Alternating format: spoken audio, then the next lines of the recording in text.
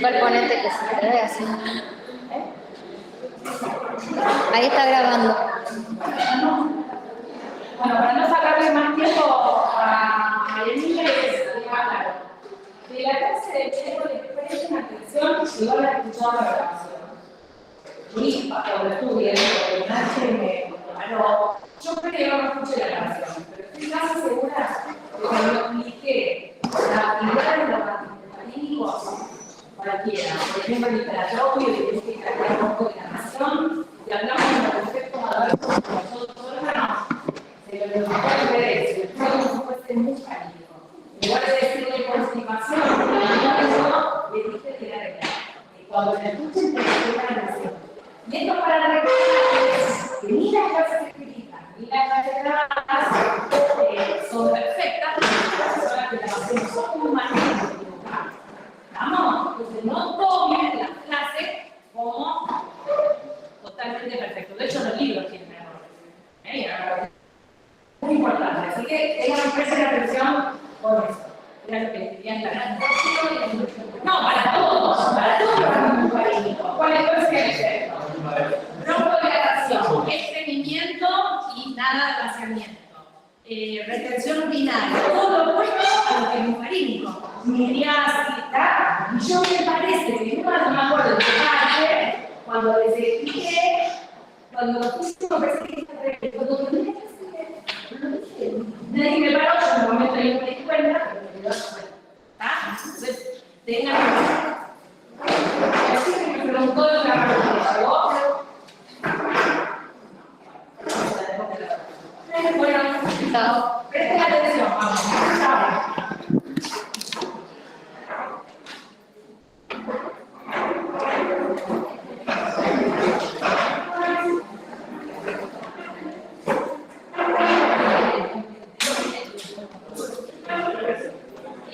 Bien.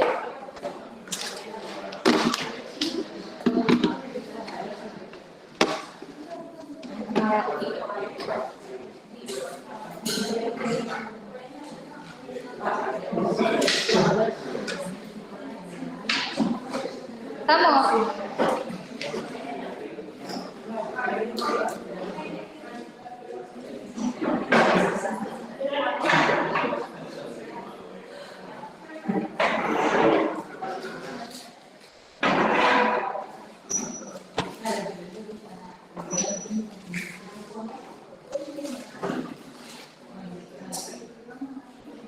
¿Listo? ¿Estamos listos? No, porque con bullicio no se puede arrancar. Listo. Empezamos. Bueno, sistema nervioso autónomo. Las dos clases anteriores vieron los efectos parasimpáticos. Ahora nos tocan dos clases de efectos simpáticos. Para los que no estaban, cuando llegaron, que algunos preguntaron sobre el temario parcial, lo más probable es que ya el lunes esté publicado. Va a entrar hasta la clase de hoy. ¿Tá? Todo lo que tienen en el PDF que les subí, o sea, como temario, todo eso es eso dentro. O sea, hasta agonistas simpático-miméticos entran. ¿Sí? Y la tarea ahora viene a eso. La semana que viene. Sí, la tarea de la semana que viene, la tarea de la semana que viene es todo lo que es colinérgico, que vieron hasta el miércoles, y algo de sinapsis adrenérgica. ¿Tá? Así que en realidad va a ser repaso para ustedes, la tarea de aula. ¿Sí? Bueno. A modo de repaso, en esta diapositiva, entonces tenemos, acuérdense, las fibras eferentes preganglionales salen de la región toracolumbar, para la inervación simpática, o sea, lo que sería el sistema nervioso simpático. ¿Quiénes son los neurotransmisores? Principalmente noradrenalina. ¿Estamos? También adrenalina y dopamina. Adrenalina es importante en lo que es médula suprarrenal, que es la que libera adrenalina como neurotransmisor y termina actuando como una hormona. Y dopamina va a tener, lo van a ver más adelante, tiene gran importancia a nivel sistema nervioso central y en menor medida lo que es vasculatura esplácnica y vasculatura renal. ¿Estamos? Pero los tres son neurotransmisores. Nosotros ahora van a ver que nos vamos a quedar con noradrenalina y adrenalina principalmente. Entonces, algunas excepciones o algunas cosas que repasamos de los... Médula suprarrenal, entonces actúa ella misma como una neurona postganglional, ¿está? Y libera. Por lo general libera un 80% del neurotransmisor que libera es adrenalina, ¿está? La adrenalina difunde a nivel de sangre, por eso actúa como una hormona, y puede actuar en sitios más lejanos. Y un 20% es noradrenalina. La excepción de las glándulas sudoríparas, como vieron en la clase pasada o la anterior, en donde la inervación es simpática, ¿está? Son fibras simpáticas colinérgicas. ¿Por qué? Porque las fibras postganglionares son colinérgicas, sus neurotransmisores acetilcolina, y las glándulas sudoríparas van a tener receptores muscarínicos. ¿Está? Y la otra excepción, que también la vieron en la primera clase del sistema nervioso, es el endotelio vascular del músculo estriado, que tiene inervación simpática, porque los vasos tienen inervación simpática, pero hay receptores M3 en el endotelio de esos vasos, en el músculo estriado, ¿está? Que por liberación de óxido nítrico provocan vasodilatación. Hasta acá me siguen, no dije mucho, nada. Como saben, nosotros primero tenemos que estudiar la sinapsis. ¿Por qué es importante tener en claro cómo es la sinapsis? Porque después podemos encontrar sitios donde regular o posibles blancos terapéuticos, ¿sí? Si vamos alterando los distintos puntos de la sinapsis, ¿sí? Como vieron, para el sistema simpático mimético hay una serie de pasos básicos en la sinapsis, ¿tá? Que vamos a ir viendo cómo son ahora en lo que es sinapsis adrenérgica. Lo primero que tenemos que ver es la síntesis del neurotransmisor. Recuerden, el neurotransmisor es noradrenalina principalmente, adrenalina, dopamina. Para la síntesis del neurotransmisor necesitamos que ingrese tirosina, ¿tá?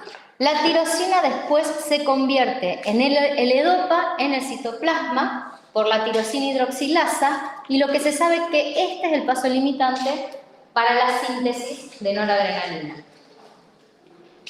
La L-dopa por una descarboxilasa se transforma en dopamina, metabolizada dopamina, y lo que sería, y va a ser transmisor en el sistema nervioso central, como vimos antes, dopamina. En el resto de las neuronas simpáticas, la dopamina va a ingresar adentro de unas vesículas a través de un transportador, que ahora vamos a ver cuál es, y dentro de la vesícula es metabolizada, o sea, es hidroxilada a noradrenalina. Y la noradrenalina queda almacenada dentro de esas vesículas hasta el momento de la liberación por exocitosis.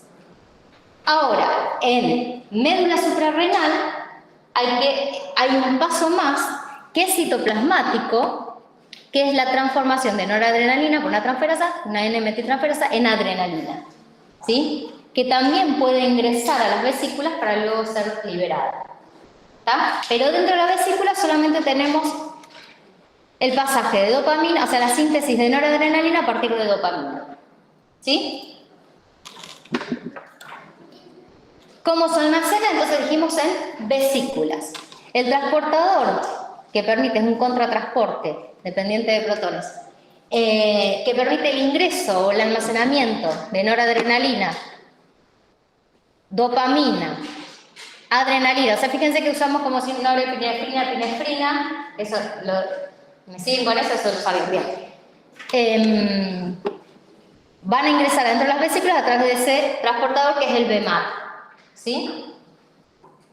Y pueden ser almacenadas, queda el neurotransmisor almacenado dentro de la vesícula. La liberación, como siempre, es una liberación dependiente de voltaje, dependiente del ingreso de calcio, ¿sí? Que permite la exocitosis del neurotransmisor. Ahí no hay diferencia con lo que vieron en lo que es sistema parasimpático o sinapsis parasimpática. La diferencia sí viene en la finalización de la acción. ¿Tá? ¿Se acuerdan cómo finalizaba la acción en la sinapsis colinérgica? Exacto. O sea, el neurotransmisor era degradado. ¿Dónde era degradado? ¿Se acuerdan? En la hendidura sináptica. ¿Está? Bueno, en este caso acá hay una diferencia porque la noradrenalina, la principal forma de finalización de la acción es la recaptación a través del transportador el NET. ¿Sí? Esa es la principal forma de terminar con la acción. La vuelve a la célula preganglionar, presináptica, perdón. ¿Tá? Y puede volver a ser almacenada dentro de vesículas para ser eliminada, o sea, para volver a ser liberada. La otra opción es que directamente sea metabolizada por la MAO en las mitocondrias y o sea, degradada, ¿sí? Esa es la segunda opción. Fíjense, difusión, o sea, metabolización por la MAO es en la presináptica. Y si una metabolización por la COM, que es citoplasmática, está encima, y que es para terminar la acción de noradrenalina o adrenalina cuando difunde fuera de la hendidura sináptica o en las células postganglionares. La COM es importante porque muchas veces cuando uno quiere administrar un fármaco simpático mimético por vía oral, la COM es abundante en hígado y en riñón. Cuando uno administra el fármaco por vía oral, si ese fármaco es metabolizado por la COM, disminuye la biodisponibilidad. ¿Está? Entonces es importante tener en cuenta eso. ¿Estamos hasta acá? ¿Siguieron más o menos? Bueno. ¿Puede ser degradado el neurotransmisor por la COM o por la MAO? Sí, las dos. La MAO sí o sí es mitocondrial. ¿Está? Bueno. Otra de las cosas que fíjense que ahí en la sinapsis tienen un montón de señalizado dónde se puede ir actuando o qué se puede ir modulando dentro de la sinapsis. Recuerden, estudiar la sinapsis nos permite encontrar posibles blancos terapéuticos o entender cómo es justamente esta sinapsis y cómo es la descarga sináptica. Entonces, por ejemplo, hay fármacos o prototipos que inhiben a nivel de la recaptación del neurotransmisor. El más común es la cocaína, obviamente no es un fármaco, pero la cocaína lo que hace, y los antidepresivos tricíclicos. Estos sí son importantes para ustedes, los van a ver más adelante, pero cuando los vean recuerden que su mecanismo de acción está acá, en inhibir la recaptación de noradrenalina porque inhiben el transportador, ¿tá? El NET. ¿Qué implicancia va a tener inhibir la recaptación de noradrenalina? Disponible para seguir actuando, exacto, en las células postsinápticas. Bien. Después tienen inhibidores de la MAO, ¿tá? También son un grupo de fármacos que se utiliza. ¿Y estos qué van a hacer? Se inhiben la enzima que degrada el neurotransmisor. ¿Cuál va a ser el efecto? Otra vez, vamos a tener mayor cantidad de neurotransmisor disponible para continuar con la acción. ¿Tá? También los inhibidores de la MAO no los vamos a ver en detalle en esta clase, pero lo van a ver más adelante, en realidad en fármaco 2, ¿sí? Pero lo van a tener que retomar, porque el mecanismo de acción va a radicar acá. Y por lo tanto, las interacciones farmacológicas van a tener que ver con ese mecanismo de acción, ¿sí? Que van a ser bastante importantes. Después, con la reserpina, que no se utiliza, se estudió inhibir el transporte dentro de la vesícula. ¿Tá? Si uno inhibe el transporte del neurotransmisor dentro de la vesícula, una vez que se agotaron las reservas de neurotransmisor, no tengo más neurotransmisor disponible para liberar, ¿sí?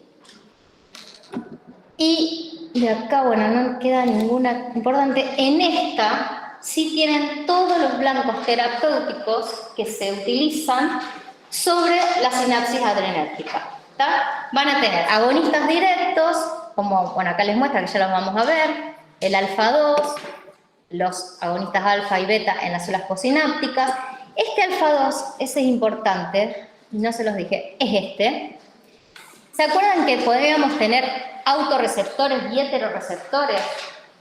Que lo vieron en la sinapsis pasada, o sea, receptores que van a regular la liberación del neurotransmisor en la célula presináptica, en el ganglio, ¿tá? O sea, en la neurona presináptica. Estos alfa-2 son inhibitorios, es decir, esa noradrenalina va a hacer una por retroalimentación negativa, o sea, se va a unir a los receptores alfa-2 presinápticos que van a inhibir la liberación de noradrenalina, ¿tá? De más liberación de noradrenalina. ¿Por qué se los recalco ahora? Porque este mecanismo de retroalimentación negativa y de inhibición de la liberación del neurotransmisor, ¿tá? Es muy importante después para explicar efectos farmacológicos o efectos farmacológicos terapéuticos deseados o farmacológicos no deseados de determinados agonistas alfa, ¿sí? Lo vamos a retomar, pero es cuando hablamos de los alfa-2 presinápticos son estos. Bien, que justamente acá tienen uno, por eso ahí me acordé, como es la clonidina, que después la vamos a ver, que actúa a nivel de esos receptores.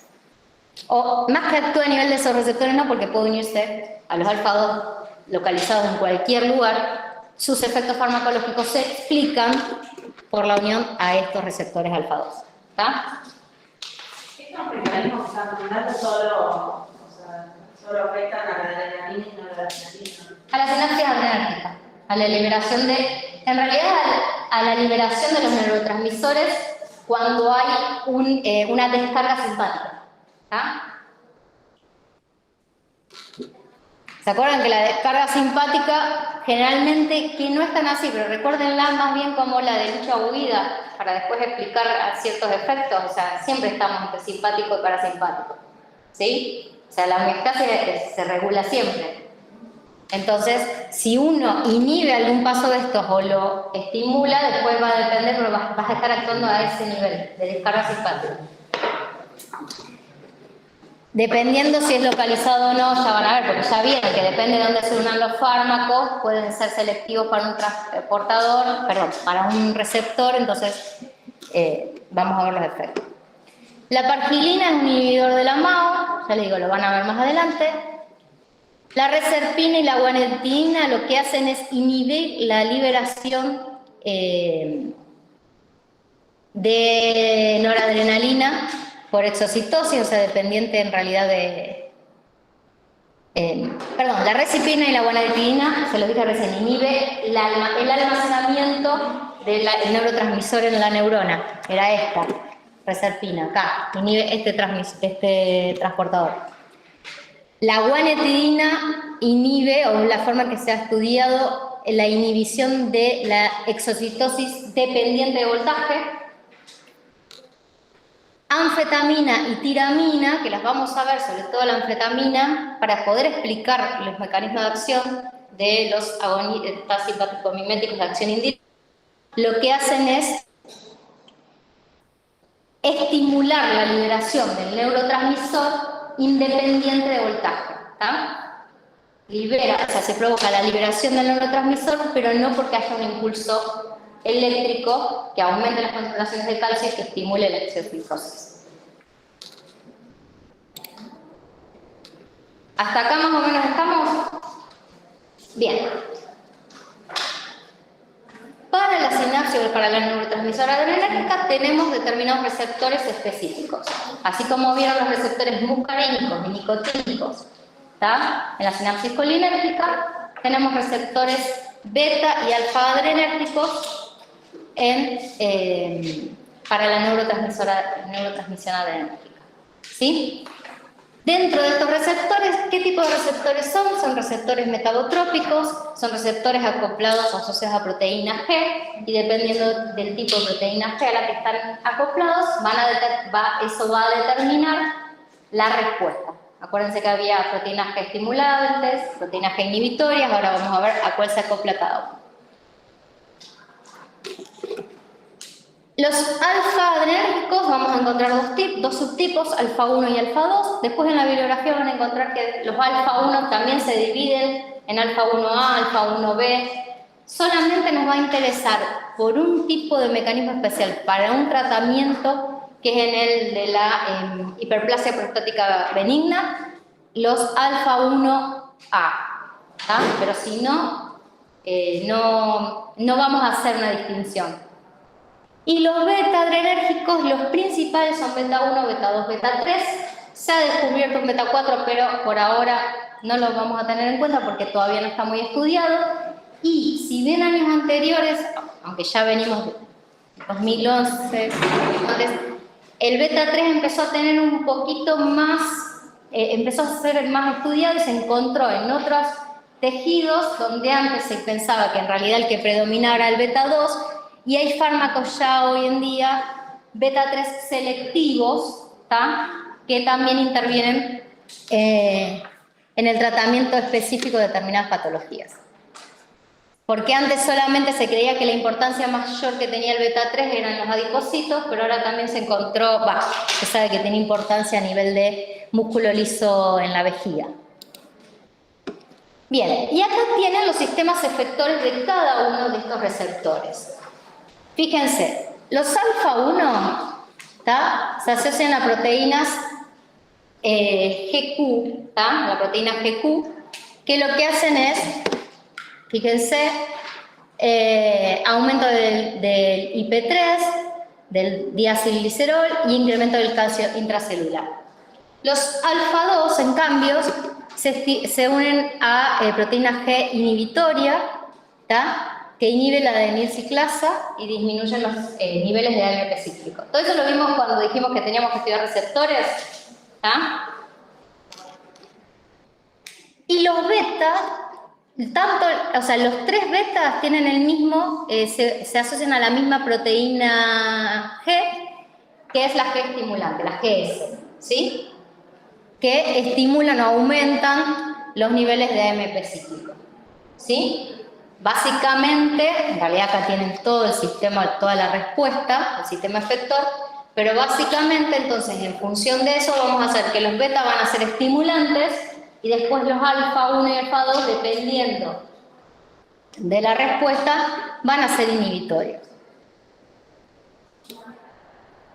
¿Hasta acá estamos? O sea, lo único que vimos es hacer ver sinapsis adrenérgica, receptores que participan de la neurotransmisión adrenérgica. Y ahora vamos a ver entonces cuáles son las respuestas de los órganos. Recuérdense, para cada órgano, tejido o sistema va a prevalecer un tipo de receptor respecto a los otros, que va a permitir explicar las respuestas o los efectos farmacológicos que nosotros vemos. Pero no significa que el resto de los receptores no estén presentes. Entonces, a veces la explicación que se encuentra para determinados efectos que vamos a observar va a depender de que también haya otros receptores. Si nosotros vamos a explicar una relajación por beta, que generalmente el músculo liso siempre va a ser por beta 2, relajación. Y a lo mejor vemos contracción y bueno, tiene que haber algún alfa, ¿sí? Porque la contracción me la va a dar alfa. ¿Me siguen hasta ahí? O sea, recuerden eso.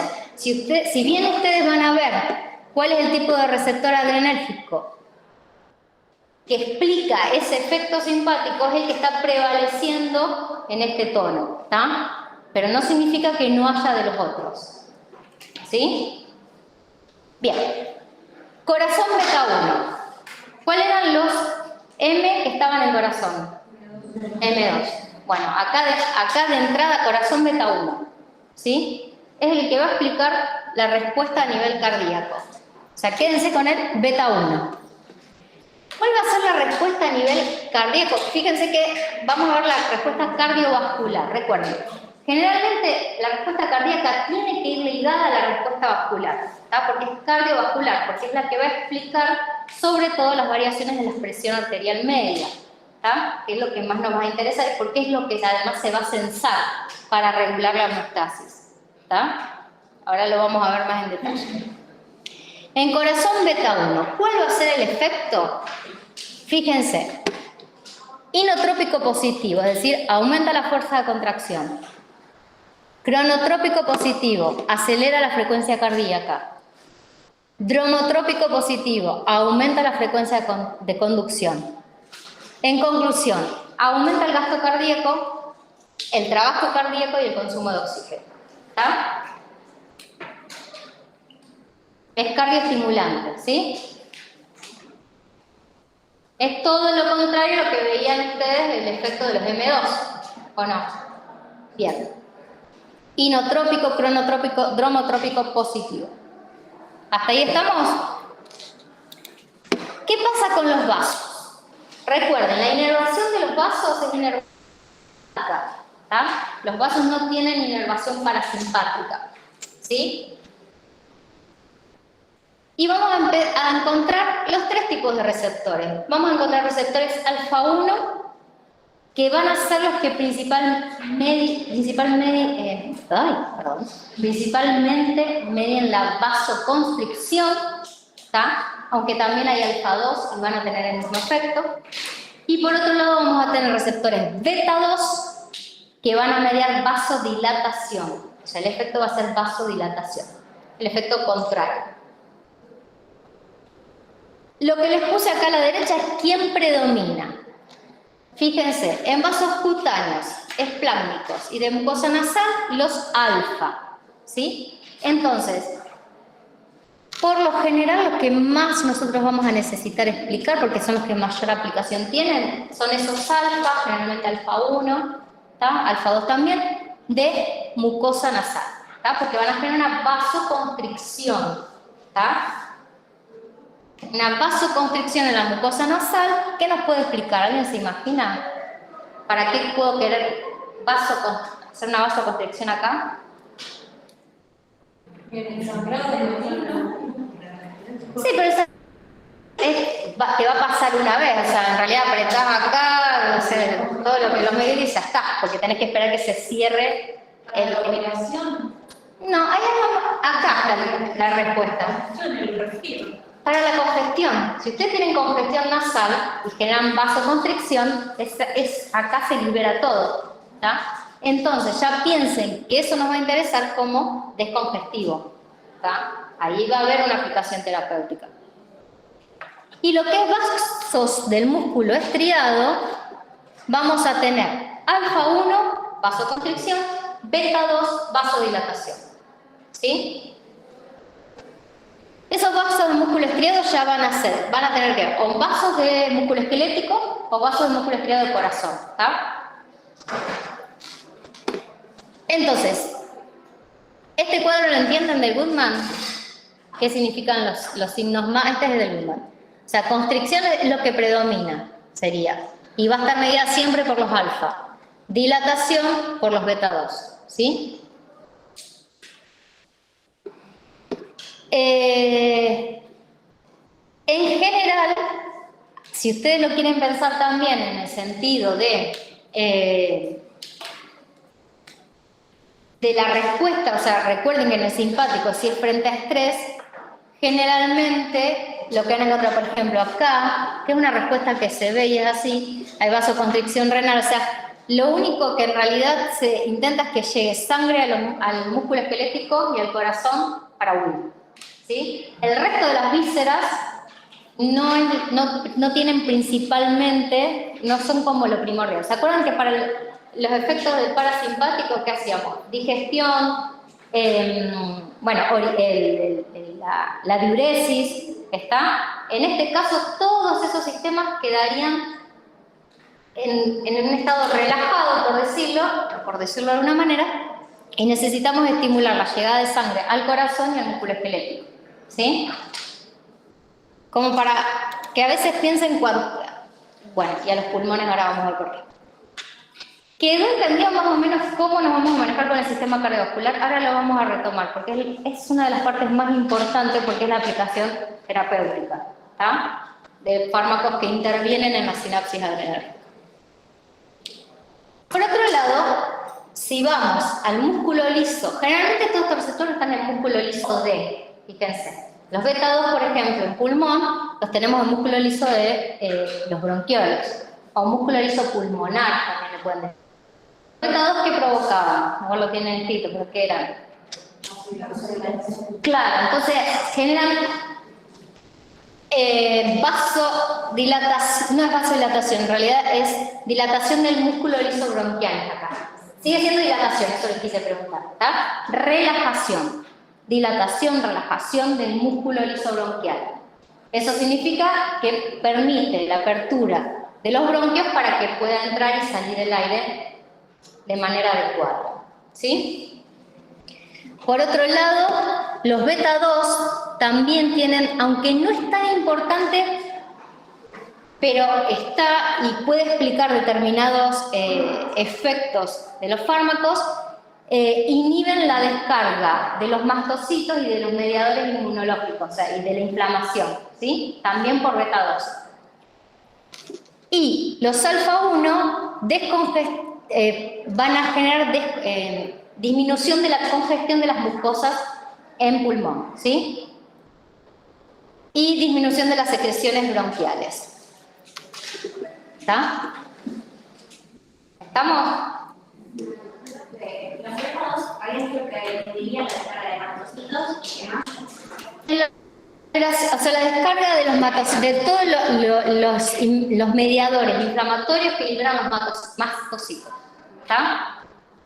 Eso, ¿por qué acá se les hace hincapié?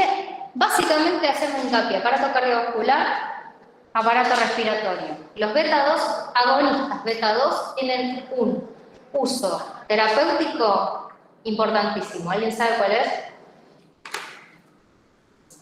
Sí, esto es lo que hace un agonista. ¿Se acuerdan lo que era un agonista? Es un receptor y induce eso. ¿Para qué nos va a servir? Relajar los bronquios. Para el asma. En el tratamiento del asma son agonistas beta 2 selectivos. ¿Está? A grandes rasgos, ¿por qué no puede ser un agonista beta 2 que no diferencie entre un beta 1 y un beta 2? No diferencien en cuanto, o sea, acuérdense que la selectividad no es total, ¿está? Por los efectos cardíacos directos, ¿sí? Entonces, los agonistas beta 2 selectivos, tratamiento para el asma, EPOC o cualquier tipo de enfermedad bronquial que genere constricción del músculo liso bronquial, ¿sí? En el caso de decir la bronquitis que está asociada a una infección, si hay constricción del músculo liso bronquial, ¿está? Broncoconstricción, se utilizan, sí, agonistas beta 2, porque es la única forma que vos tenés de abrir la vía respiratoria. ¿Está? El salbutamol, si alguien lo escuchó, que es el fármaco por excelencia, o el Ventolin, si alguien por la parte comercial. Estos funcionan solo cuando hay un cuadro así, cuando hay broncoconstricción, entonces broncodilatan. En un paciente sano que no tiene broncoconstricción no tienen demasiado efecto, ¿sí? A nivel de sistema gastrointestinal no se utilizan, sí pueden explicar determinados efectos adversos, por eso lo tenemos que ver, pero en líneas generales, tanto mediado por receptores alfa 2 como beta 2, vamos a ver una relajación del músculo liso gastrointestinal, ¿sí? A diferencia del efecto parasimpático, y fíjense, y relajación del músculo liso gastrointestinal, o sea, acá sigue alfa 2 y beta 2 en lo que es intestino, motilidad y tono. O sea, recuerden, en el parasimpático aumentamos la motilidad del tono para favorecer la digestión, en este caso es relajación, ¿sí? Y lo mismo nos pasa a nivel genitourinario. Lo que es, por ejemplo, a nivel de vejiga, fíjense, vamos a favorecer la retención urinaria. Otra vez, ¿a través de quién? El músculo detrusor, ¿se acuerdan cuál era el detrusor? Es este. O sea, si lo piensan como un globo a la vejiga, ¿está? El detrusor es el que sería el globo. ¿sí? Si yo relajo detrusor, le permito a la vejiga mayor capacidad de almacenamiento de orina. ¿Está? Los estoy diciendo coloquial, ¿sí? Y si contraigo los esfínteres, le cierro, es como que le hago el nudo al globo. Y si además contraigo de esta manera, el trígono, ¿está? Como que lo estiro, o sea, cierro bien el esfínter para que no haya escape y aumento la capacidad de llenado, ¿sí? Ese sería el efecto. Entonces, relajación del músculo detrusor mediada por receptores beta 2, contracción de trígono y esfínter mediada por alfa 1. Favorece la retención urinaria. ¿Tá? Acá también tenemos blancos terapéuticos, ¿sí? En cuanto al útero, el útero ya es un órgano más complicado porque va a depender del estado de gravidez, de si ese útero en realidad es grávido o no grávido, y muchas veces también va a depender del momento del ciclo hormonal. Si está embarazada o no embarazada. ¿Tá? Entonces, fíjense, la respuesta es diversa. Por lo general, ya vamos a ver, hay blancos, obviamente que hay blancos terapéuticos acá, sobre todo cuando hay que prevenir partos prematuros. ¿Tá? Entonces se va a apuntar a la relajación del músculo liso del útero para evitar las contracciones que puedan desencadenar un parto, ¿sí? Ahora bien, ¿por qué depende también del momento del embarazo? Porque si el parto está desencadenado, no importa que yo le ponga relajantes musculares que actúen en beta 2 en el útero, ya las contracciones van a continuar, ¿sí? Entonces también hay un momento. Por eso es más complicado deducirlo, ¿sí? Pero si vamos a tener, porque hay blancos terapéuticos, la relajación va a estar mediada por beta 2, principalmente. Los ojos son otro blanco terapéutico, ¿sí? Y acá otra vez, es el efecto totalmente contrario, por decirlo de una manera, al que veíamos en el parasimpático, ¿está? Fíjense, como efecto vamos a tener midriasis, ¿sí? Midriasis, se expande, o sea, dilatador de la pupila, ¿está? Un efecto dilatador de pupila, por eso se los puse acá, para que se acuerden, ¿está? ¿Mediado por quién? Por la contracción del músculo radial del iris a través de los receptores alfa 1 adrenérgicos, o por activación de receptores alfa 1 adrenérgicos. Acá también le dejé este dibujito, porque si uno piensa que el músculo radial es así, si se contrae, abre. ¿Está? ¿Se entiende el dibujo ese? Si yo contraigo acá, todas estas linitas verdes, si se contraen, abren. ¿Sí? En cambio, si pensamos que esto es el músculo ciliar, ¿está? Donde predominan los receptores beta 2, lo que vemos es una relajación. Si ese músculo ciliar se relaja, también abre. Porque si se contrae, cierra. Si se relaja, abre. ¿Está? Entonces, relajación del músculo ciliar mediada por beta 2 para acomodación de la visión distante. A diferencia de lo que veíamos en cuanto a los efectos parasimpáticos, que veíamos acomodación para la visión cercana, en este caso, si lo pensamos otra vez como la lucha huida, queremos ver a la distancia, ¿sí? Por eso es midriasis lo que vemos y acomodación por la visión distante. En estos casos, por ejemplo, está bien pensar que el efecto antagonista de uno sería el mismo efecto que el antagonista del otro. O sea, el antagonista parasimpático y el mismo efecto que un antagonista del simpático. Sí, vas a ver que sí. La farmacología del ojo es complicada, o sea, por eso hay una especialidad para el médico oftalmólogo. Pero sí, vas a ver que para el tratamiento del glaucoma ahí van a aparecer, aunque también se utilizan agonistas adrenérgicos para el tratamiento de glaucoma. ¿Por qué?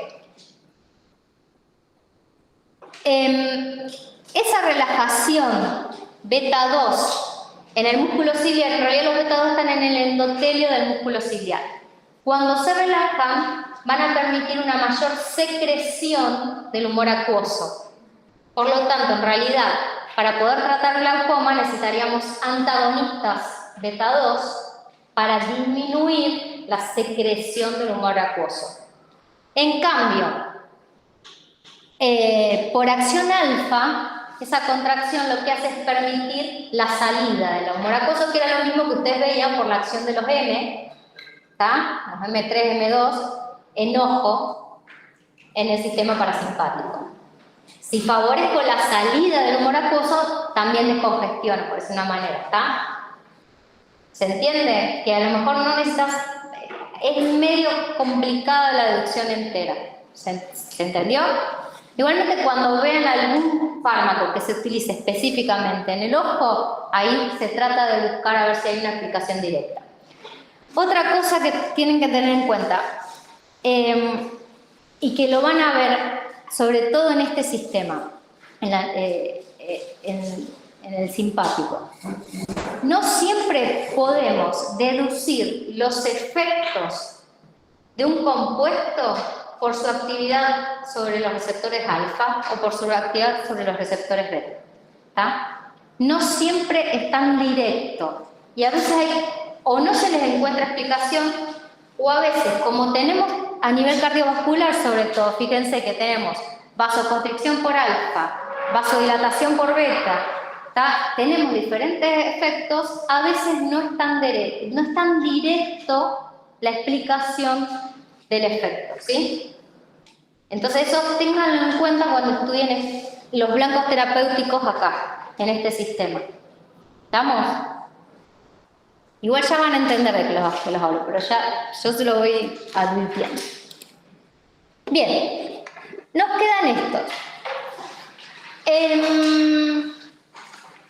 Me faltó perdón, que les vuelvo para atrás, que tenía... No, en el sistema... Acá. Fíjense, acá se lo agregué, en el Goodman no está, pero hoy en día es un blanco terapéutico importante, los receptores alfa 1A, es decir, generar fármacos selectivos para los receptores alfa 1A, ¿tá? Que sobre todo son los que predominan en próstata y por eso se utilizan para el tratamiento de la hiperplasia prostática benigna, ¿tá? Bueno, lo encontré acá que también siempre son los alfa 1 los que median toda la parte genito-urinaria, o sea, sobre todo en el varón. Bien, a nivel del pie, fíjense, los músculos pilomotores, o sea, el de los pelos de la piel, es piloerección, ¿tá? Siempre yo tenía una profesora que explicaba, para explicar la piloerección, que piensen en un animal, en una rata o en algún animalito que se asuste rápidamente. Lo primero que ven es que si ustedes generan una reacción de estrés, se le paran los pelos, ¿tá? Entonces, esa, ¿sí? Cuando hay una situación de estrés. ¿Mediada por quién? Por alfa 1, receptores alfa 1. Y después, las glándulas sudoríparas, recuerden que eran la excepción, ¿tá? Tienen inervación simpática, pero, o sea, son fibras simpáticas colinérgicas. Sin embargo, hay glándulas sudoríparas que también tienen receptores adrenérgicos, ¿tá? Entonces, lo que les tiene que quedar es que hay una determinada respuesta adrenérgica sobre receptores alfa 1 en algunas glándulas sudoríparas que dan una secreción localizada, que se llama sudoración adrenérgica, ¿tá? Muchas veces es una patología, muchas veces es el efecto de un fármaco o de una descarga simpática. Si ustedes se ponen nerviosos, ¿dónde aparece secreción de las glándulas sudoríparas principalmente? En las manos, exactamente, esa es la más importante. La sudoración adrenérgica, la más importante es en las manos, o sea, la palma de las manos, las plantas de los pies y también puede ser en las axilas, ¿sí? El resto de la secreción por parte de las glándulas sudoríparas tiene que ver con los receptores muscarínicos, es una secreción generalizada, ¿tá? Porque tiene otra función, que es la termorregulación, que es lo que ustedes vieron en las clases anteriores. Eso, por ejemplo, cuando levantas fiebre, no sé. Eso ya es termorregulación. ya son otros mecanismos. Vos lo que necesitas es disminuir la temperatura. O cuando haces ejercicio físico, ¿tá? ¿Por qué te transpiras? Porque tenés que disminuir la temperatura corporal. En este caso es otro tipo de respuesta. Es una respuesta frente al estrés. Esa es muscarínica. La generalizada, la de la sudoración generalizada es muscarínica. O sea, es mediada por receptores muscarínicos. La inervación es sináptica. ¿Tá? En cambio, esta localizada tiene más que ver con receptores adrenérgicos.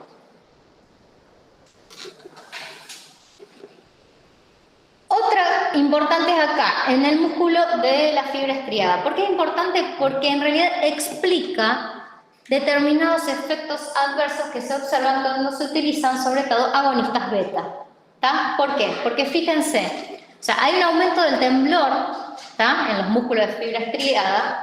¿Por qué? Porque aumenta la contractilidad del músculo, mediado por beta 2, aumenta la glucogenólisis, o sea, en realidad lo que es, necesita más glucosa, ¿tá? Tiene un mayor consumo de oxígeno. Y otra cosa importante es que aumenta la captación de potasio. Ese aumento de la captación de potasio tiene un efecto metabólico porque van a disminuir las concentraciones plasmáticas de potasio en plasma. Es decir, va a haber una hipopotasemia, ¿tá? Que en condiciones normales no nos va a decir nada y es una regulación homostática. En condiciones patológicas va a explicar algunos efectos que vamos a ver más adelante. Continuando con el metabolismo, porque otro blanco importante, no sé si blanco, pero sí que explica efectos farmacológicos deseados o no deseados cuando se utilizan agonistas adrenérgicos, tiene que ver sobre el metabolismo. ¿Dónde también? En hígado. En hígado se estimula la liberación de glucosa, ¿sí? Hay receptores alfa 1 y beta 2. En páncreas, en líneas generales lo que se provoca es una inhibición de la secreción de insulina. Fíjense, mediado por alfa 2, que es el que predomina, va a haber una menor secreción de insulina. Mediados por beta 2, una mayor secreción. Ahora, ¿por qué les puse el signo de admiración? Porque más allá de esta regulación, ¿tá? Donde el efecto es inhibición de la secreción de insulina, a partir de los impulsos nerviosos simpáticos, la liberación de insulina está regulada principalmente por los niveles de glucosa en sangre. Esa es la regulación importante para determinar si se libera, si se aumenta o se disminuye la liberación de insulina. ¿Tá? Por decir de una manera, esta sería insignificante, esta respuesta en condiciones normales. ¿Sí? ¿Se entiende? O sea, lo que quiero que les quede cuando estudien, porque después vamos a ver fármacos para tratar la diabetes, que la liberación de insulina está regulada por los niveles plasmáticos de glucosa. ¿Sí? La estimulación de la lipólisis, fíjense, a través de cualquiera de los receptores estimulan la lipólisis en los adipocitos. Y acá tienen en realidad un resumen de los efectos metabólicos, en donde fíjense, bueno, en hígado entonces aumenta la gluconeogénesis y la glucogenólisis. También en músculo estriado, como vimos antes, la glucogenólisis lo que hace es que aumenten los niveles de glucosa y lactato en plasma, como efecto general. El aumento de la secreción de glucagón por los beta 2 en las células alfa de los islotes pancreáticos, disminución de secreción de insulina mediada por alfa 2,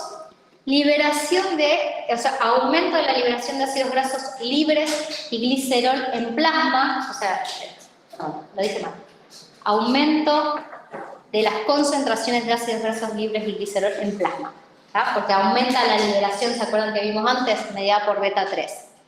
Y la hipopotasemia, ¿tá? ¿Por qué se daba la hipopotasemia? Porque aumentaba la captación de potasio en el músculo estriado. ¿Sí? Son importantes los efectos metabólicos, así que los tienen que conocer. ¿Tá? Acá están agrupados porque a veces en las tablas esas uno se pierde. ¿Sí? Bien, seguimos. Y Y por último, que era lo que yo les decía, que es donde lo que más importancia, o en donde vamos a hacer hincapié después por algunos efectos farmacológicos de algunos compuestos, es esto, la inhibición acá, ¿tá?, de la liberación de noradrenalina por los autorreceptores alfa-2, ¿sí? Sería esto.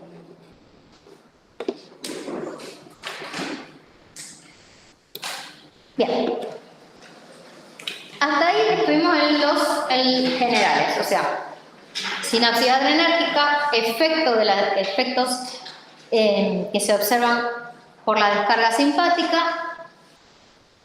Y ahora vamos a ver entonces, primero, este cuadro en realidad tiene toda la farmacología sobre, o sea, de compuestos, o sea, fármacos o compuestos que actúen sobre receptores adrenérgicos. Tienen los agonistas y los antagonistas, ¿tá? Hoy tendríamos que ver todos los agonistas y nos quedarían los antagonistas, ¿sí? Entonces, lo que les decíamos, para el parcial entran estos, ¿sí? Para el primer parcial. Esto para que tengan una visión general, para que nos ubiquemos en el mapa, por decirlo de una manera, ¿está? Como siempre, como ya vieron, para el sistema parasimpático tenemos agonistas y antagonistas. Tenemos agonistas directos, que ¿quiénes eran los directos? ¿Qué es un agonista directo? Claro, el compuesto que se une al receptor y desencadena la respuesta.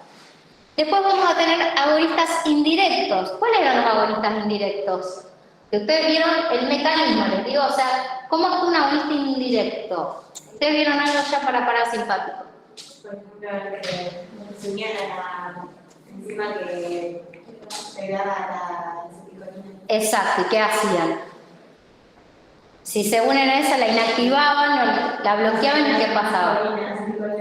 Aumentan la biodisponibilidad del neurotransmisor o la disponibilidad del neurotransmisor. Por eso son agonistas indirectos. ¿Tá? Bueno, acá va a pasar lo mismo. Vamos a tener agonistas indirectos que van a actuar por diferentes mecanismos de acción. ¿Tá? Fíjense que hay 3 tipos diferentes que tienen que ver con la sinapsis adrenérgica. Por eso les hice hincapié en ver dónde estaban los blancos terapéuticos.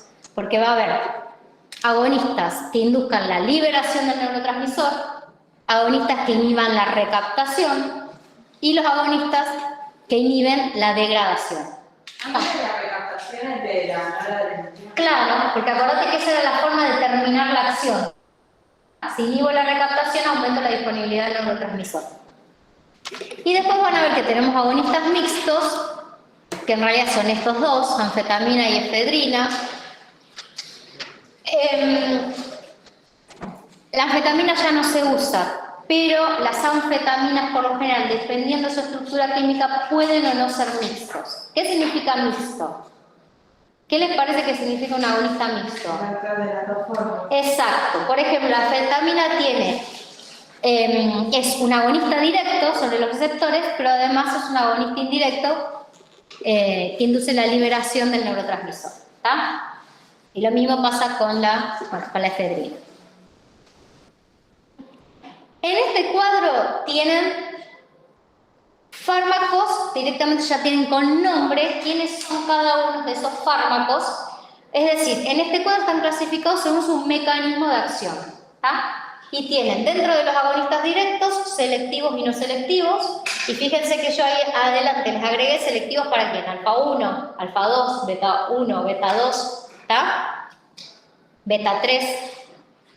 Y entre los no selectivos pueden ser no selectivos en absoluto, o sea que pueden actuar sobre todos los receptores, alfa 1, alfa 2, beta 1, beta 2, o sea, todos los alfa y todos los beta. No selectivos beta, no selectivos alfa, ¿tá? Fíjense. Y el resto. Estos, ya les digo, casi que no los vamos a ver, estos los ven el año que viene. Y estos explican mecanismos de acción. Acá les puse el ejemplo de la anfetamina para que entiendan, entonces solamente gráficamente para que entiendan el mecanismo de acción de los agonistas de acción mixta. Fíjense, la anfetamina lo que hace es transportada por el mismo transportador de recaptación de la noradrenalina, puede entrar a través del VMAT a las vesículas, entonces de las vesículas, en vez de quedar cargadas con noradrenalina, quedan cargadas con anfetamina, y esa noradrenalina es liberada de la hendidura sináptica. ¿Está? Estimula la liberación del neurotransmisor de forma independiente de voltaje. ¿Se acuerdan que lo habíamos visto?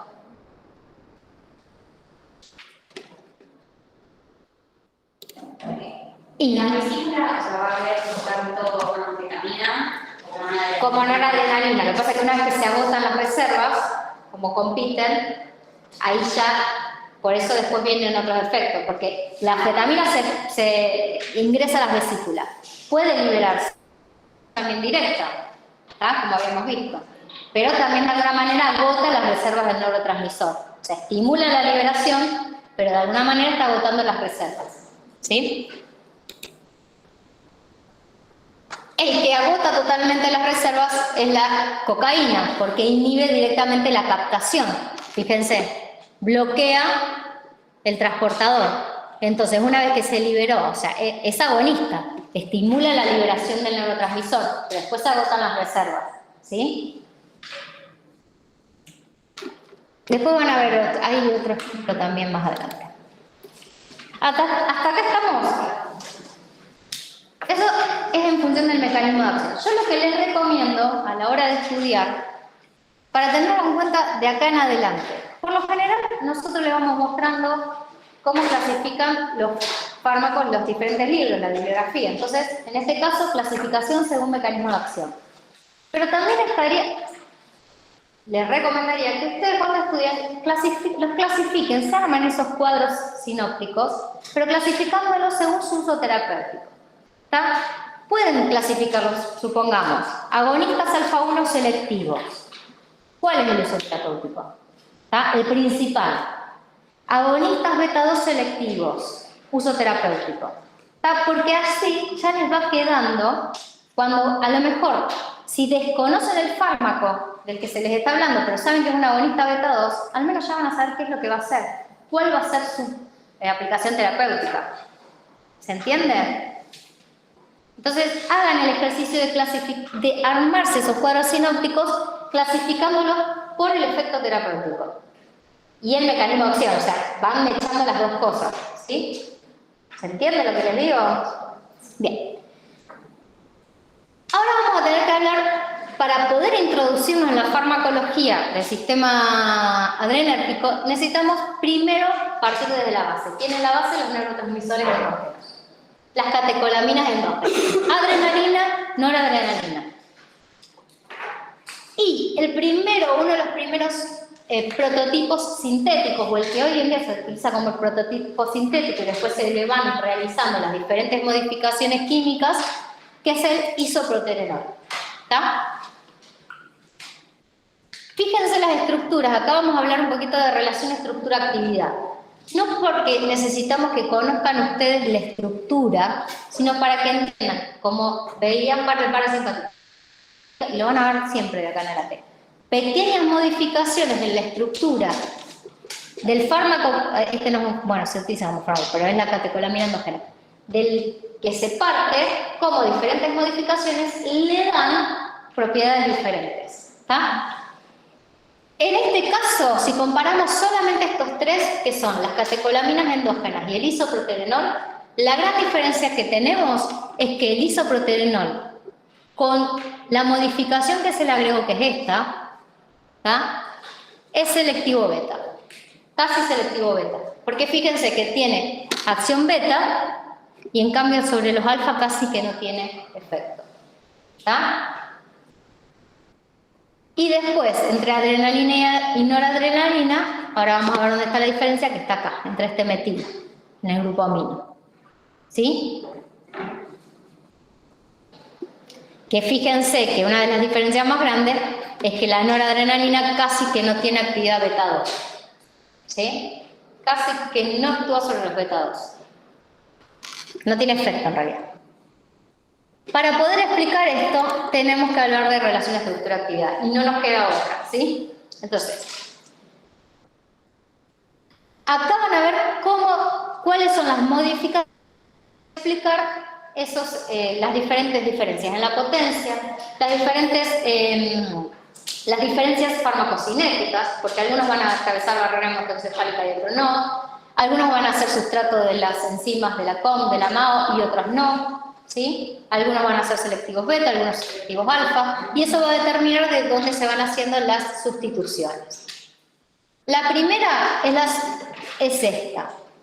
Para que la actividad alfa y beta sea máxima, por lo general necesitamos que estas sustituciones en el anillo aromático, el anillo de benceno, lo pueden encontrar, con los oxidrilos estén. ¿Sí?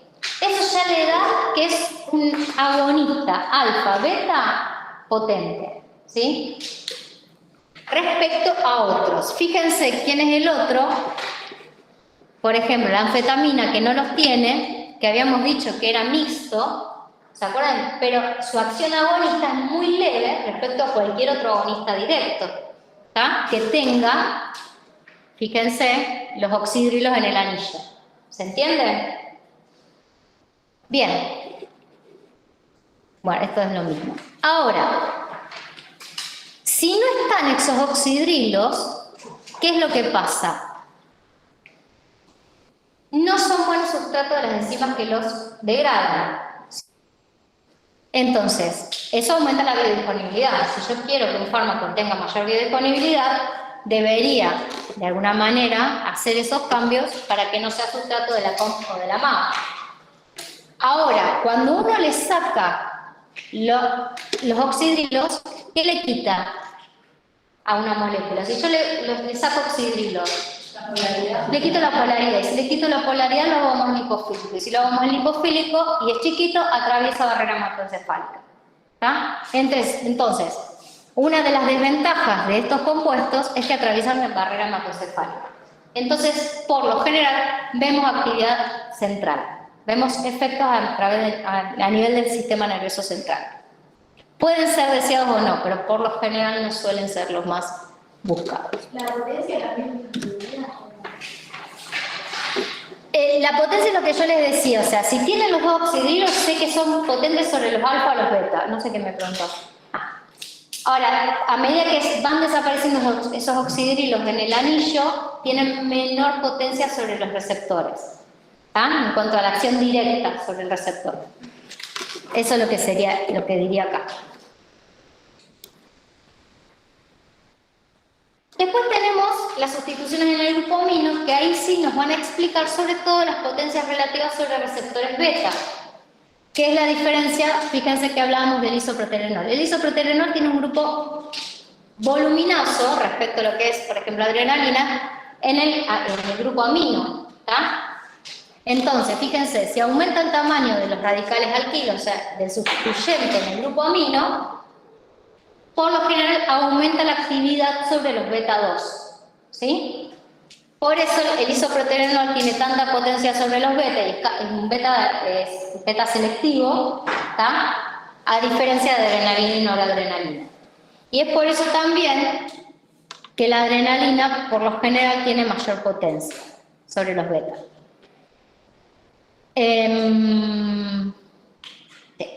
Perdón, dijiste que la adrenalina tiene mayor potencia. La adrenalina, paren que vamos a ver acá. Adrenalina sobre los betas tiene mayor potencia que la noradrenalina. Sobre todo sobre los beta 2, con los beta 1 no. Y después tienen otras sustituciones, como ser en el carbono alfa. Fíjense que acá lo tienen por las dudas. El alfa es el que está al lado del grupo amino, el beta está al lado del alfa y este es beta. Las sustituciones en el carbono alfa hacen que no sean buenos sustratos para la monoaminoxidasa, entonces tienen la acción más prolongada, es decir, aumenta su biodisponibilidad. Y además, fíjense que justo estos son también agonistas indirectos porque estimulan la liberación del neurotransmisor, ¿se acuerdan? Y ese mecanismo de acción también se favorece cuando tienen sustituciones en ese carbono.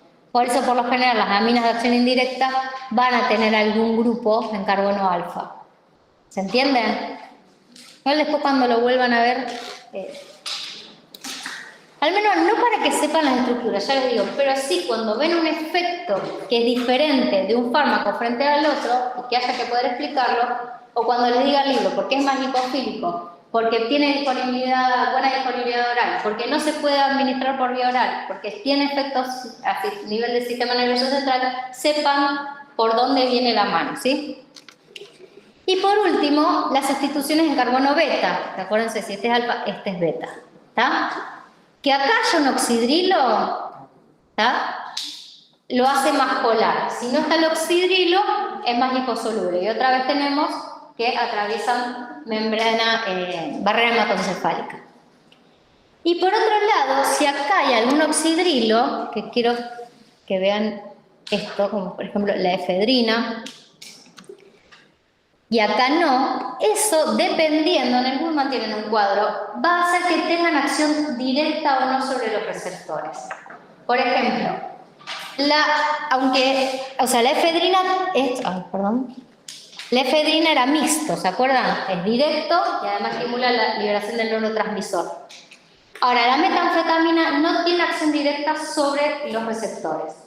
¿Está? Así como está, al no tener ningún sustituyente acá, se sabe que no actúa sobre los receptores, sí, de manera indirecta.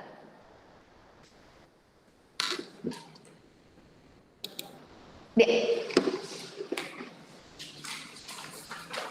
Y acá viene la parte interesante. Ahora lo que vamos a tener que ver, para poder explicar determinados efectos que se observan, es entender los efectos cardiovasculares de un agonista beta selectivo, como el isoproterenol, que sería nuestro prototipo, un alfa y beta, como es la adrenalina, y un agonista alfa, beta 1, pero no beta 2, como es la noradrenalina. ¿Ah? Fíjense, tenemos 3 fármacos diferentes. ¿Sí? Acá tienen 2. Es decir, nosotros tenemos el isoproterenol, que tiene actividad principalmente beta. ¿Tá? Actúa sobre los neuroreceptores, pero es un beta selectivo. Después tenemos adrenalina, que es alfa y beta. ¿Tá? Después vamos a ver la afinidad, porque en realidad la adrenalina tiene una alta afinidad sobre los receptores beta. Eso significa que a bajas dosis o a bajas concentraciones, primero se va a unir sobre los receptores beta y va a mediar con el efecto de los receptores beta. Ahora, a concentraciones altas tiene mayor potencia, o sea, si nosotros nos fijamos, la adrenalina tenía mayor potencia sobre los receptores alfa. ¿Se acuerdan? Al tener mayor potencia sobre los alfa, a concentraciones altas, directamente el efecto que predomina es el de la unión de la adrenalina sobre los receptores alfa. ¿Me siguen? Si no, vuelvan para atrás en su... ¿Está? Fíjense, la adrenalina tiene mayor potencia alfa, pero tiene mayor afinidad. Ah, acá se los puse. Pero era para que me crean. El isoproterenol, ahora lo vamos a ver acá. Pero el isoproterenol es un agonista beta no selectivo. ¿Está? Agonista beta no selectivo. Era beta selectivo, pero no selectivo porque no diferencia entre beta 1 y beta 2.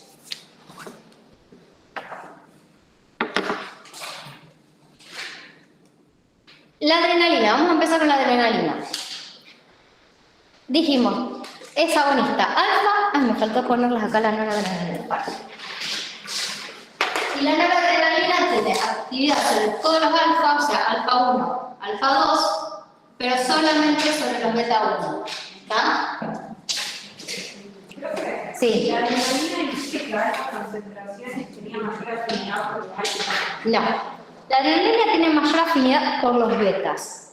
Es decir, si tienen que elegir acá, supongamos que el gris es alfa y el banco blanco es beta, entre los dos se va a hacer una en el gris, ¿está? Se va a unir a los beta, a los beta, ¿sí? Entonces, si vos tenés el efecto que va a predominar es el beta, porque se unió a los beta. Ahora, altas dosis, donde ya tenés una gran cantidad, una concentración alta de adrenalina disponible para ocupar los receptores, como tiene mayor potencia sobre los beta, sobre los alfa, ¿tá? Mayor potencia sobre los alfa, cuando se unen esos alfa va a ser el efecto que predomine. La respuesta es mayor. ¿Sí? ¿Se entiende? Bien. Entonces, al ser agonista alfa y beta, la adrenalina es un vasoconstrictor y un estimulante cardíaco muy potente. Vasoconstrictor, ¿por qué? Porque actúa sobre los alfa 1 de los vasos, los receptores alfa 1 localizados en los vasos sanguíneos. ¿Tá? Vasoconstricción. Y estimulante cardíaco potente, ¿a través de quién? ¿Estimulando a quién? Beta 1 de corazón. ¿Sí? Que acuérdense que era estimulante cardíaco, o sea, aumentaba la fuerza de conducción, la fuerza de contracción y la velocidad. ¿Sí? Entonces, por esa vasoconstricción del lecho vascular, por alfa 1, y por su acción sobre los beta 1, aumenta la presión arterial. ¿Sí? Pero, como también tiene efecto beta 2, ustedes síganme así, después lo vamos a volver. Como también tiene efecto beta 2, entonces el beta 2 genera vasodilatación, ¿tá? Esa vasodilatación que se genera hace que disminuya la resistencia periférica. ¿Qué es la resistencia periférica?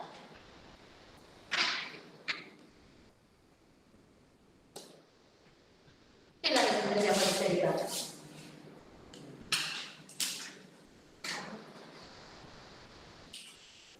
¿La resistencia a quién?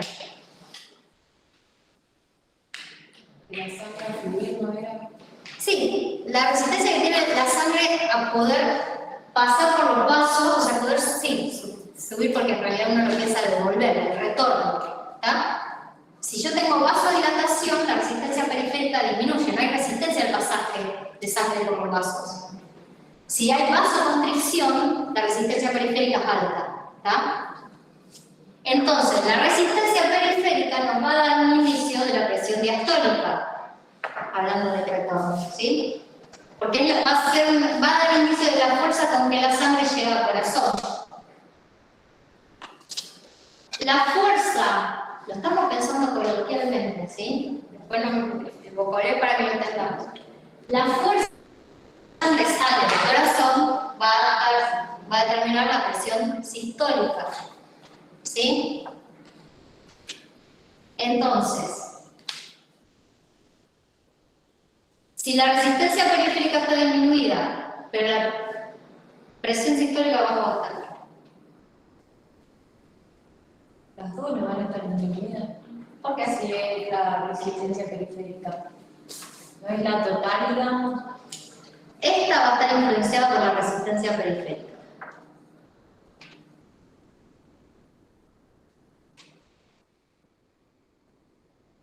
Pero si vos tenés menos fuerza de sangre cuando entra al corazón, vas a tener menos fuerza de salida también, ¿no? Pero ¿quién limita la fuerza de salida? No es la vasoconstricción. Si la sangre entra al corazón y el corazón está así, Sí, sale rápido. ¿cómo va a salir? ¿Con cuánta fuerza va a salir esa sangre? Se lo dije súper... medio histérico se lo dije. Si aumenta, fíjense, por beta 1, aumenta la fuerza de conducción, la fuerza de contracción, la velocidad. El corazón está bombeando a toda máquina. ¿Con qué fuerza sale la sangre? Mayor. Es como que sale con una fuerza tremenda. ¿Está? Aumenta la presión. La presión sistólica aumenta por efecto directo sobre los beta 1 del corazón. ¿Se entiende? ¿Me siguieron más o menos hasta acá? ¿Sí? Esto sería con adrenalina. Y solamente este es perfecto.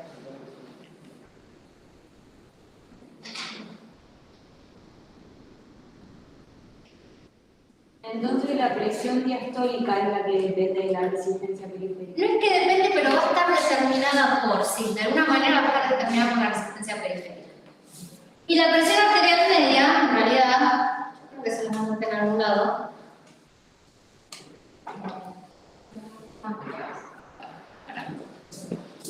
para no confundirse. No, es menos. No, es más.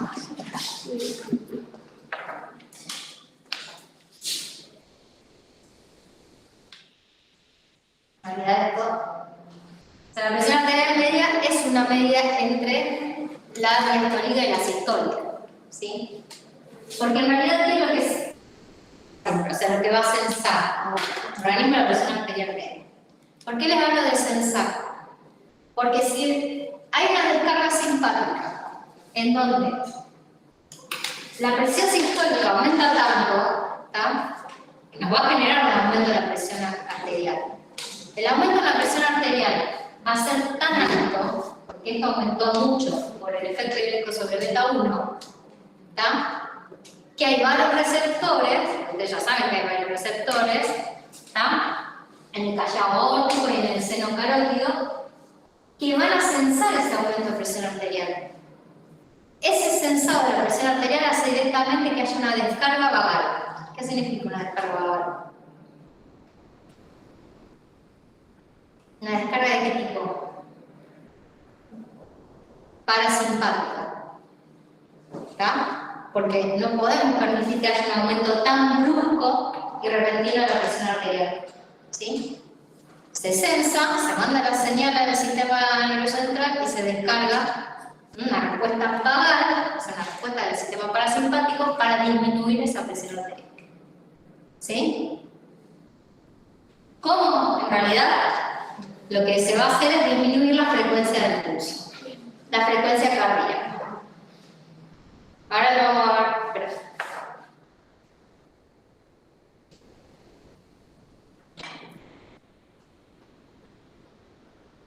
Me paso. Ahora bien, en realidad nadie me preguntó algo, pero porque voy muy rápido. Hay un pequeño detalle entre lo que le dije. Yo le dije que la presión arterial aumentaba súper brusco. Súper brusco. ¿Cuál es el detalle que me olvidé? ¿Aumenta tan brusco con la adrenalina? ¿De repente se dispara la presión arterial? No. ¿Por qué no? ¿Por qué no se dispara tan brusco? Porque yo dije que esto estaba disminuido, ¿se acuerdan? Por la acción sobre los receptores beta 2. Si eso está disminuido, en realidad acá tengo un efecto de la presión diastólica, está abajo, la que yo tengo que aumentar la sistólica. Entonces el aumento de la presión arterial no es tan brusco, ¿sí? No es tan fuerte, no sube tan de repente, porque la diastólica está disminuida, porque la resistencia periférica está disminuida, porque hay una vasodilatación por acción beta 2. ¿Me siguen? Lo que yo les dije recién, ¿con quién lo vamos a ver? Si yo no tuviese acción beta 2 y solamente A y beta 1, ¿por qué?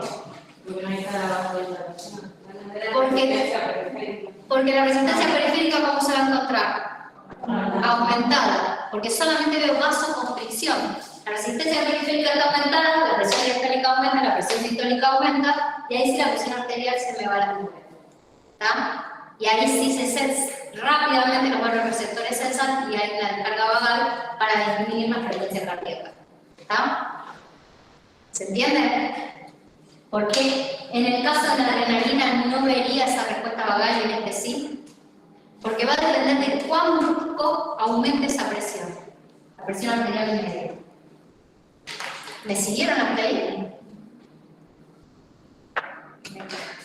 Con el receptor alfa dijiste.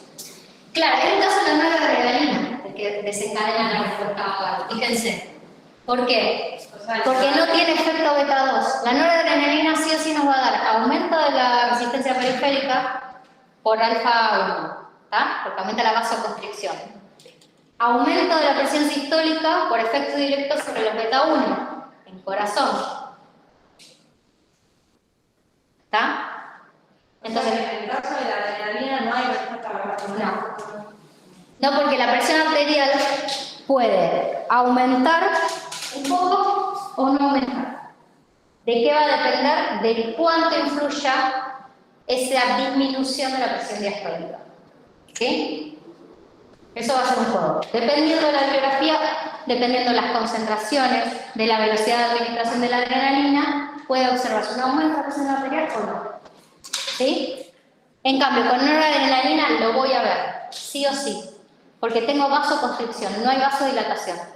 ¿Se entiende?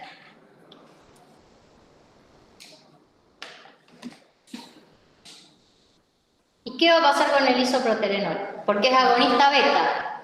Es un fármaco. La diferencia que hacemos es, noradrenalina y adrenalina se utilizan como fármacos, ¿tá? Pero son catecolaminas endógenas. Y después tenemos, con determinadas... Sintetiza igual. Sí, no es que agarrar y va a empezar, ¿quién me dona noradrenalina? No. Se usa así, o sea, se sintetiza. Lo que queremos decir que el isoproterenol y todo el resto de los fármacos, salvo por la dopamina, fueron diseñados, son de diseño, o sea, se diseñaron en un laboratorio. ¿Estamos? Bien. ¿Qué va a pasar con el isoproterenol? No sé, no es lo mismo que con la adrenalina. ¿Por qué? O sea, la asistencia periférica la va a tener disminuida, o sea, igual en beta 2. Ahí tenemos acción beta 2 derecho, presión diastólica, o sea, tenés la diastólica disminuida. Claro. Y el corazón también va a tener más soledad porque se tiene uno. Por acción beta 1 tenés aumento de la sistólica. Bien. Presión arterial media, ¿cómo les parece que puede estar? ¿Por qué? No tienen escrito, pero ¿por qué? Una sube y otra baja. Una sube y otra baja. Bien. ¿Qué les parece que en este caso va a influir? O sea, ¿cómo va a estar la resistencia periférica? Si no tiene casi actividad alfa.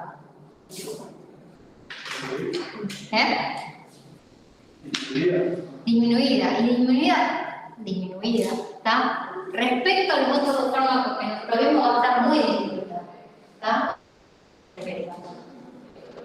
Porque como no tiene casi efecto alfa, o sea, no va a generar vasoconstricción, ¿está? Por eso ustedes ven que la disminución de la presión arterial disminuye. O sea, por eso ven una disminución de la presión arterial. Pero entonces la sistólica disminuye la presión arterial.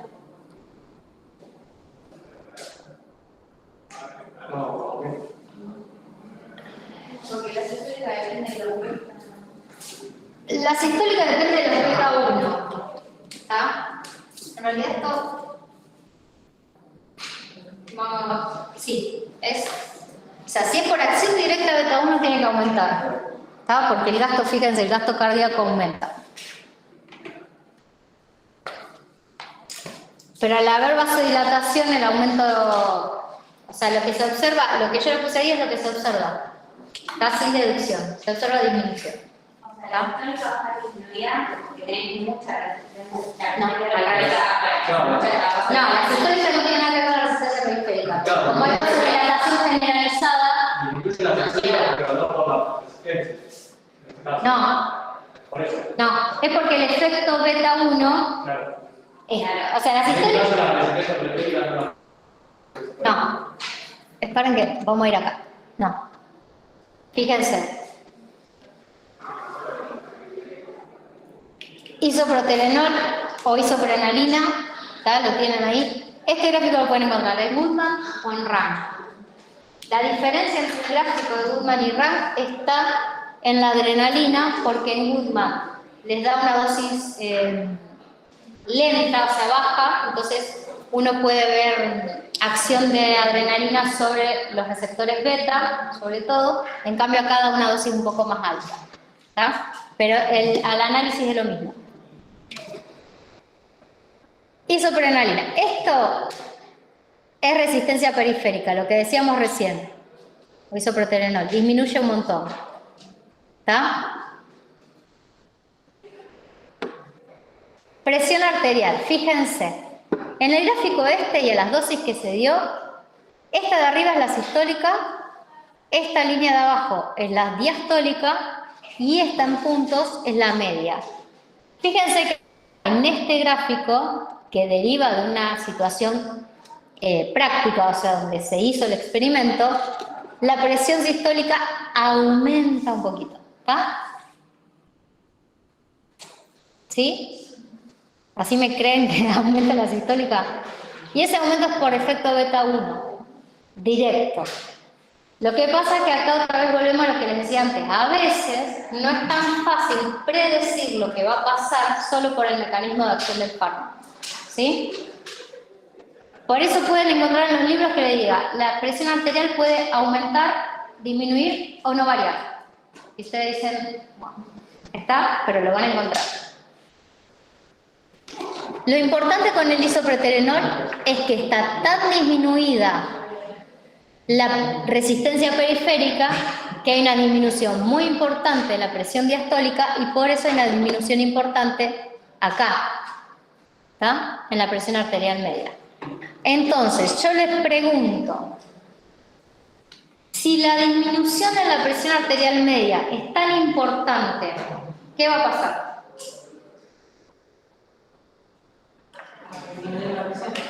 Sí, pero si disminuye bruscamente, ¿la frecuencia del pulso qué pasa? No, a ver. Vos pensalo así, volvemos a los varoreceptores, ¿está? Nosotros con el isopreterenol, que es un agonista beta, ¿está? Lo que vimos que o sea, el efecto global es la disminución marcada de la presión arterial media.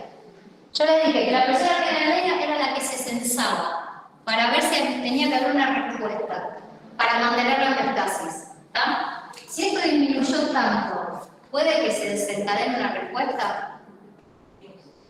¿Y cuál va a ser la respuesta? La frecuencia, o sea, que se compense. La respuesta vagal, compensatoria, es decir, una descarga parasimpática, compensatoria, ¿qué va a hacer? ¿Sobre quién puede actuar esa descarga? ¿Haciendo qué? ¿Que aumente quién? No era descarga, sino que en realidad la frecuencia del pulso, ¿está? La frecuencia cardíaca. Por eso ustedes con isopreterenol ven tan alto esto. Esto por una respuesta vagal. Porque si no esperaríamos ver esto. ¿Sí? Esto es tan marcado porque esto disminuyó mucho. Yo quería aclarar que la relación histórica, o sea, según el gráfico ese aumenta, pero según la diapo anterior está. Porque esos son los efectos que se ven dependiendo de la dosis, de la velocidad. Por eso te digo, cuando vos ves eso, vos decís, puede aumentar, puede estar levemente aumentada, vas a encontrar eso en el libro, levemente aumentada o no varía. O sea, nosotros tenemos que ver más el tema de la media. Sí, en ese caso sí. Ese levemente aumentada no nos va a influir a nosotros. Si cambia o no cambia, en realidad a la media no le va a hacer nada. ¿Tá? A nosotros nos interesa cuando el cambio es tan brusco, tan importante, tan impulsivo, no sé cómo decirlo para que entiendan, de que me varíe la presión arterial media de manera tal de que eso sea censado por los varoreceptores y haya una respuesta vagal, contraria, que lo que va a modificar es la frecuencia del pulso. ¿Sí? ¿Está? La respuesta puede aumentar o disminuir la frecuencia.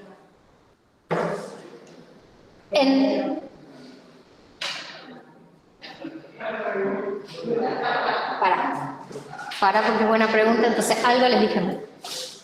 Porque la respuesta vagal es buena pregunta. A ver, ¿quién le responde? Es buena, ¿eh? En algo me... Bien. Vieron que todos nos equivocamos.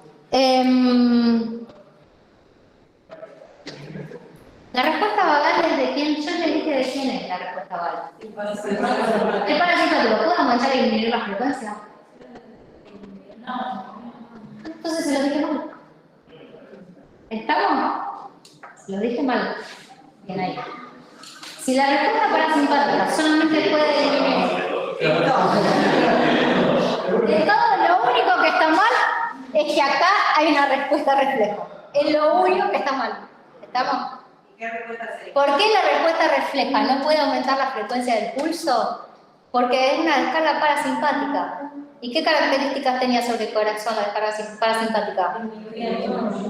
Exacto, todo lo contrario a lo que hace la descarga simpática. ¿Está? Por eso se lo dije mal.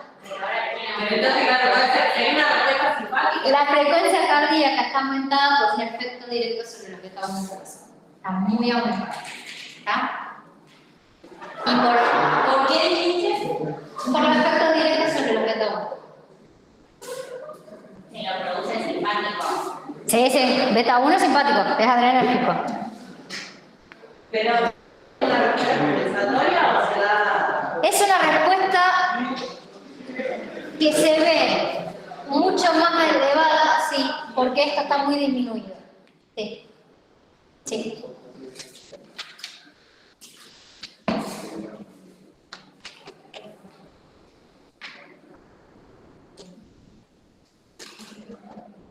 ¿Qué enseñanza le deja que me haya equivocado? Que no lo podemos aprender de memoria. ¿Está? No lo aprendan de memoria. Razónenlo.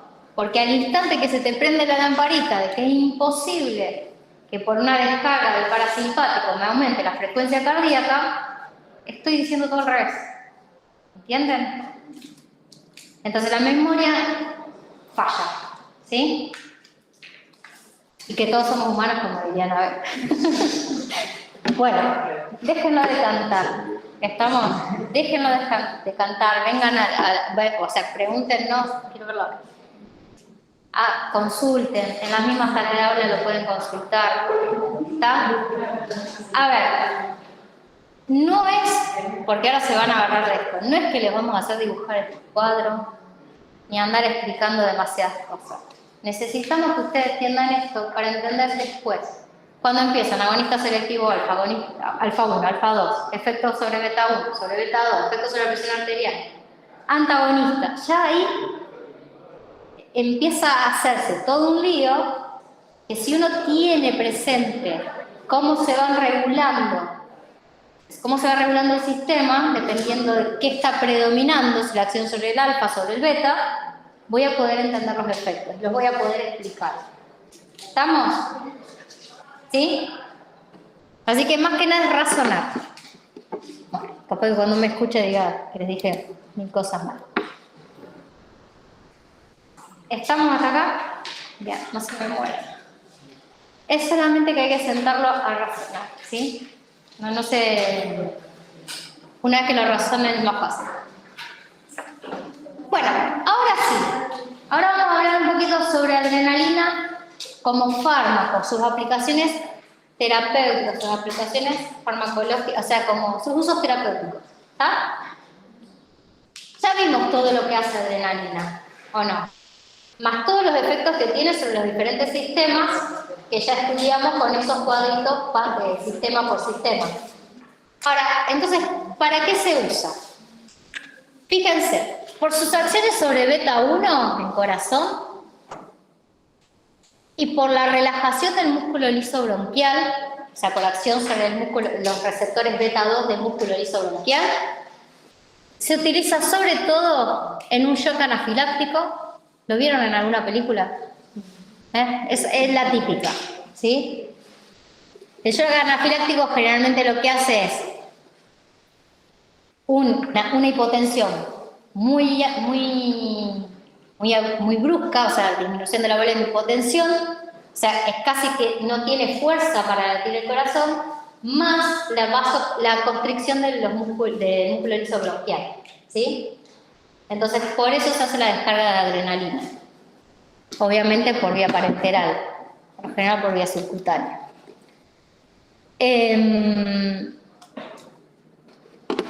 ¿Darían por vía oral la adrenalina?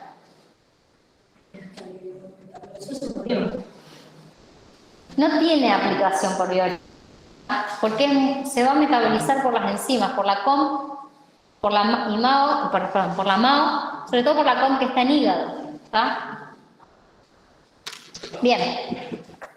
También por sus acciones sobre beta 1 en paro cardíaco, fíjese, tratamiento en la urgencia. Y esta es una aplicación que es un poquito más común, o sea, porque no es en la urgencia, no es en shock, como coadyuvante en los anestésicos locales. ¿Por qué? Porque si hace una vasoconstricción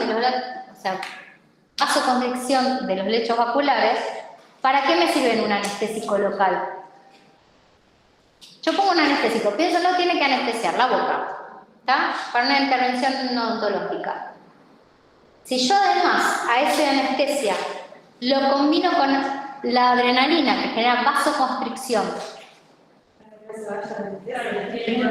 para aumentar la disponibilidad, o sea, la duración del efecto de ese anestésico local. ¿Se entiende? Y también, bueno, por lo mismo, o sea, este es un uso que puede verse más. Cuando tenés shock anafiláctico, no tenés una vasoconstricción. Pero el shock anafiláctico es... No, ¿Qué te da todo eso? no, la adrenalina no te es una vasoconstricción. La adrenalina en esos casos, una cosa tengan en cuenta, porque lo van a ver un montón, dependiendo del tipo de shock, porque eso lo van a ver en los libros, es la respuesta que uno va a buscar. Puede utilizarse adrenalina, no la adrenalina, dependiendo del shock. En el anafiláctico el problema está con la broncoconstricción y con la disminución la disminución de la presión arterial, ¿tá? O sea, de toda la hipotensión marcada. Y con eso la adrenalina aumenta la presión. Pero acá dice que es una vasoconstricción de la leche vacuna. ¿En dónde estás? ¿Acá? No te lo darían. No, porque acordate siempre, además, de cómo tenés que manejar las dosis de la adrenalina para ver sobre quién va a tener mayor efecto. ¿Ah? Acuérdense que si bien tiene más afinidad por los betas, tiene mayor potencia sobre los alfas. ¿Tá? Y los alfas median vasoconstricción. Es un vasoconstrictor potente. En ese caso sería la En realidad se van modulando las dosis, la velocidad, la dosis, pero en realidad se ve el efecto vasoconstrictor. Esa es otra de las cosas. Van a ver que no siempre uno administra, o sea, se diseña un fármaco, no, pero uno administra un fármaco esperando que porque es agonista alfa 1 genere determinado efecto y ve todo lo contrario. ¿Tá? Y a veces no tiene explicación. Entonces a veces lo que van a encontrar, se observa que disminuye estoy dando un ejemplo general, disminuye la presión arterial, no sabemos por qué. ¿Sí? Bien, acá tienen otros datos farmacocinéticos, fíjense, se utiliza por vía sobre todo subcutánea, oral no porque tiene mala absorción. Ya les vamos incorporando, por eso lo tienen acá, qué dosis se van utilizando, en qué concentraciones, cuáles son las presentaciones comerciales más comunes. Si bien esto se va a utilizar más que nada en la emergencia, bueno, la vía endovenosa, la vía endovenosa es muy complicado, o sea, obviamente que en la emergencia la van a hacer médicos, ¿está? Porque, si ustedes lo piensan, así como los va a sacar del shock, después quedan con una arritmia tremenda, ¿está? O sea, la adrenalina te saca del shock, pero después hay que empezar a compensar, ¿sí? Bueno, estas son las presentaciones.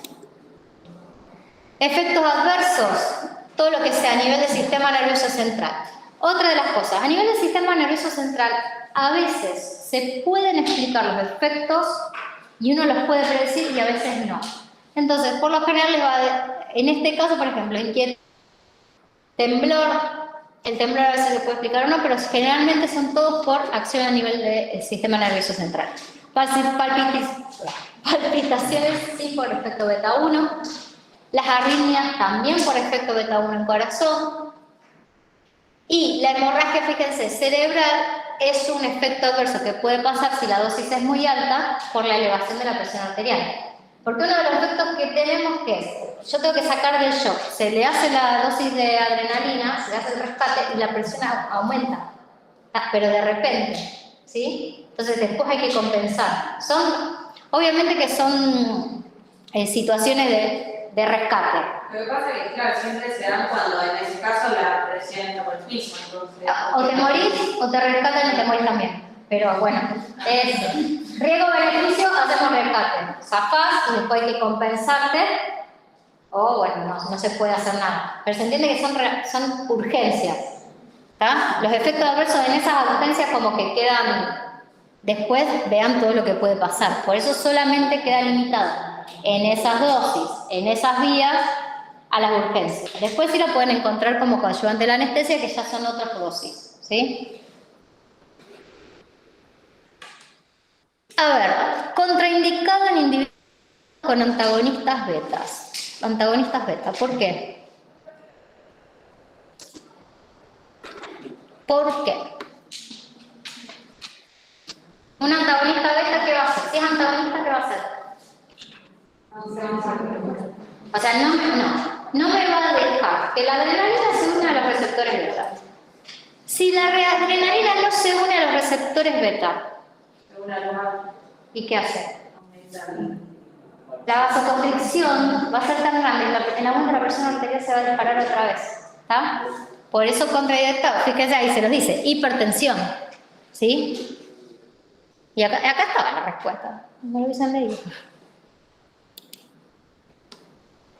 Bueno, noradrenalina, usos terapéuticos. Fíjense, los efectos son similares a los que veíamos con adrenalina, ya los habíamos explicado. ¿Para qué se usa? Hipotensión arterial aguda, como vasoconstrictor, ¿está? Fíjense en este caso shock séptico, ¿sí?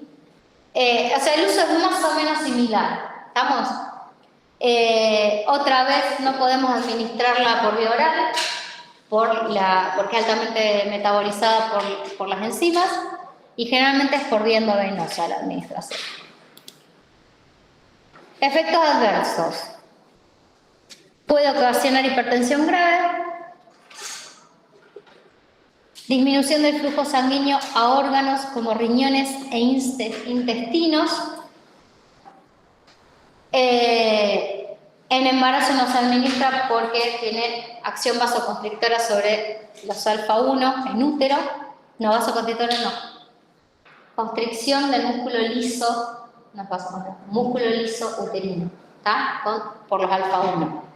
¿Sí? Es músculo liso. Hiperglucemia y por vía intradérmica también, bueno, por alfa-1 o diafores. Son algunos ejemplos. Yo ahora se los digo rápido. Cuando ustedes lo estudien, traten de pensar de dónde sale ese efecto, a ver si tiene una explicación, ¿está? Porque lo más probable es, justamente, si vamos poniendo los receptores, porque la explicación está. Tienen que volver al cuadrito y ver cuál era el efecto que desencadenaba la unión a esos receptores en esos tejidos. Y acá tienen como un resumen básico. ¿Qué es lo que yo les decía? Si a lo mejor ustedes logran armarse cuadros en donde principales usos, principales efectos adversos, hay algo que tenga que tener en cuenta, hay una contraindicación, se administra por todas las vías, ¿está? Si ustedes logran ir haciendo por cada fármaco ese trabajo cuando lo estudian, empiezan a dejar un poquito la memoria de lado y empiezan a razonar un poquito más lo que se pueda razonar. ¿Estamos? Porque si no, es como cuando intenten aprender todo junto y de memoria, no va a haber forma. ¿Sí? Profe, una pregunta, me quedó de antes. La adrenalina, que dijimos que si tenía los tratamientos beta, no le íbamos a administrar porque iba a generar hipertensión. A mí hipertensión ya de por sí tampoco. ¿O no tendría que ver? No, sí tiene que ver. Si vos le das adrenalina y hipertenso, ¿estamos? Ahora van a ver qué es lo que se da. Bueno, En ese caso, un hipertenso no tratado, por ejemplo, uno que está en tratamiento también, tampoco se podría. Generalmente, si hablamos de una persona hipertensa, lo más probable es que una persona que tiene un diagnóstico de hipertensión y va a ser tratado. Porque si vos tenés un diagnóstico de hipertensión es muy poco probable que no te traten, ¿tá? Porque tarde o temprano los vasos empiezan a resentirse si estás todo el tiempo con la presión alta, ¿tá? La presión hay que bajarla siempre. Eso después lo van a tener clases especiales con eso. Pero sería un caso también extremo, o sea, soy hipertenso, muriendo a la mañana y se tendría que administrar igual. Lo que pasa es que si vos estás en el caso de la urgencia en la que se administra adrenalina, ese hipertenso no está con hipertensión, está en un shock, ¿está? ¿Se entiende? Son situaciones extremas, no, por eso los usos quedan medio limitados. La dopamina la van a ver cuando estudiemos sistema nervioso central, porque vieron que hablamos que es un neurotransmisor del sistema nervioso central. Sin embargo, tiene ciertos efectos sobre beta 1, ¿tá? Sobre receptores beta 1 en corazón. Entonces, se usa en insuficiencia cardíaca congestiva y otra vez en shock cardiogénico y séptico. Fíjense que depende es cuando se usa. Yo ahora estoy yendo rápido, pero ahí tienen toda la explicación. Fíjense, se administra por inyección endovenosa y cuando no atraviesa barrera hematocefálica. Y tiene una duración corta, ¿tá? De acción. El isoproterenol ya casi que no se usa, solo se usa en situaciones de emergencia. Inicialmente se utilizaba para el tratamiento del asma, pero hoy en día para el tratamiento del asma solo se utilizan agonistas beta-2 selectivos, sí o sí. ¿Por qué? Porque si no son selectivos, nos pasa lo que pasaba o lo que pasa con el isoproterenol, que aumenta la frecuencia cardíaca, ¿está? Entonces, yo no quiero que un paciente que está con asma le aumente la frecuencia cardíaca por un fármaco. Si no queda otra, como que se hace. Pero hoy en día, para un tratamiento crónico o el salbutamol que se usa para las crisis agudas, se prefiere un fármaco que directamente actúe, es más, localizado sobre los beta-2 del músculo lisobronquial. ¿Sí? Fíjense, efecto adverso, taquicardia, cefalea, rubor y arritmias, eso es lo más importante. Igualmente se puede administrar en forma de aerosol por las vías aéreas y por vía oral porque es metabolizado. Este fármaco se utiliza acá en Argentina, no suele aparecer en los libros, porque generalmente piensan que los libros que nosotros usamos son el Goodman, que es de Estados Unidos, y el resto de los libros, bueno, el RAN también, son de Estados Unidos o son de Europa, o sea, ¿está? Sobre todo españoles. En Argentina se usa este fármaco y el uso terapéutico es este, relajante del músculo lisouterino para demorar el parto prematuro. Se puede administrar por vía parenteral o por vía oral. La vía de administración va a depender en el momento en el que se está. Según la bibliografía, la única vía que realmente sirve para detener el parto prematuro es la vía parenteral. Y si hay un rescate, por decir de una manera, por la vía parenteral, después se puede continuar por una vía oral, ¿sí? Pero la vía oral per se, sola, no sería suficiente, ¿sí? Pero se usa, acá se usa, esta se usa.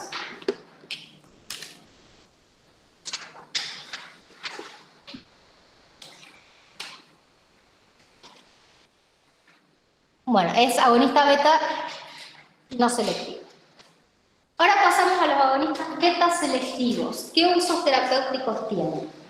Acá tenemos un agonista beta 1 selectivo, que es la dobutamina. El problema con la dobutamina es que fíjense que yo sí los dejé aclarados, que no solamente actúa sobre los beta 1, sino que se sabe que actúa sobre otros receptores, ¿tá? Que no necesariamente tienen que ser los adrenérgicos. Principalmente se emplea por sus efectos inotrópicos positivos, o sea, por aumentar la fuerza de contracción, o sea, mediada por beta 1, los receptores beta 1 en corazón. ¿Cuándo? En insuficiencia cardíaca congestiva o infarto agudo de miocardio o en una descompensación cardíaca, fíjense, un shock. La clave está en que el uso tiene que ser muy a corto plazo. ¿Por qué a corto plazo?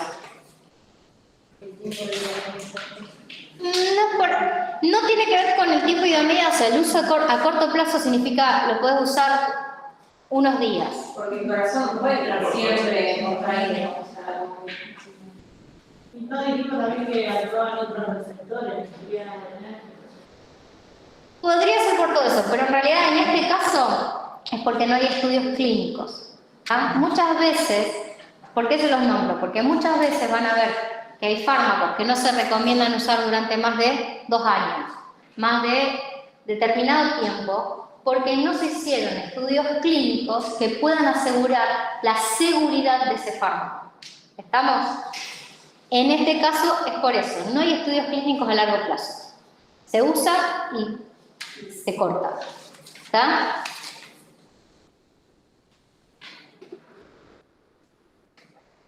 Bueno, y acá tienen algunos datos farmacocinéticos. Bien, vamos con los beta-2 selectivos. Ahí les tapé el nombre comercial para que no parezca que hago publicidad. Los beta-2 selectivos de cabeza, tratamiento del asma o tratamiento de enfermedades pulmonares, EPOC, ¿sí? El tratamiento para las personas, sobre todo hiperreactivas, a nivel bronquial, no sé si lo han escuchado. Hoy en día, con las condiciones ambientales que nosotros tenemos en el aire de Rosario, más de la mitad de la población está bajo tratamiento con agonistas beta-2. ¿Sí? ¿Por qué? Porque son personas hiperreactivas, personas que tienen su pulmón, sus bronquios al mínimo, la mínima agresión ambiental, o sea, a través del aire que ingrese, generan broncoconstricción. ¿Sí? Entonces, los beta-2 selectivos se utilizan para esto porque se generan broncodilatación, porque suprimen la liberación de histamina, fíjense, todos efectos mediados por beta-2. Y la gran diferencia que tenemos es acción breve o acción corta y acción larga o duradera. ¿De qué lo determina el tiempo de vida media? ¿Está? Tenemos el salbutamol, que es el clásico, tiene, fíjense ahí les dice, un tiempo de vida media de 3 a 4 horas. Por lo tanto, solamente se utiliza en rescate, en crisis aguda, sea de asma, una exacerbación de asma, una crisis aguda cuando los chicos tienen broncoespasmo, en una bronquitis que alguien antes había preguntado, o sea, crisis aguda de broncoconstricción. ¿Por qué se utilizan esto?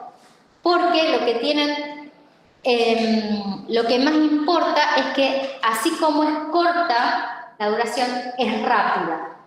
Entre los 10 y 15 minutos después de haber hecho la administración que se hace por aerosol, por vía aérea, ya hay efecto.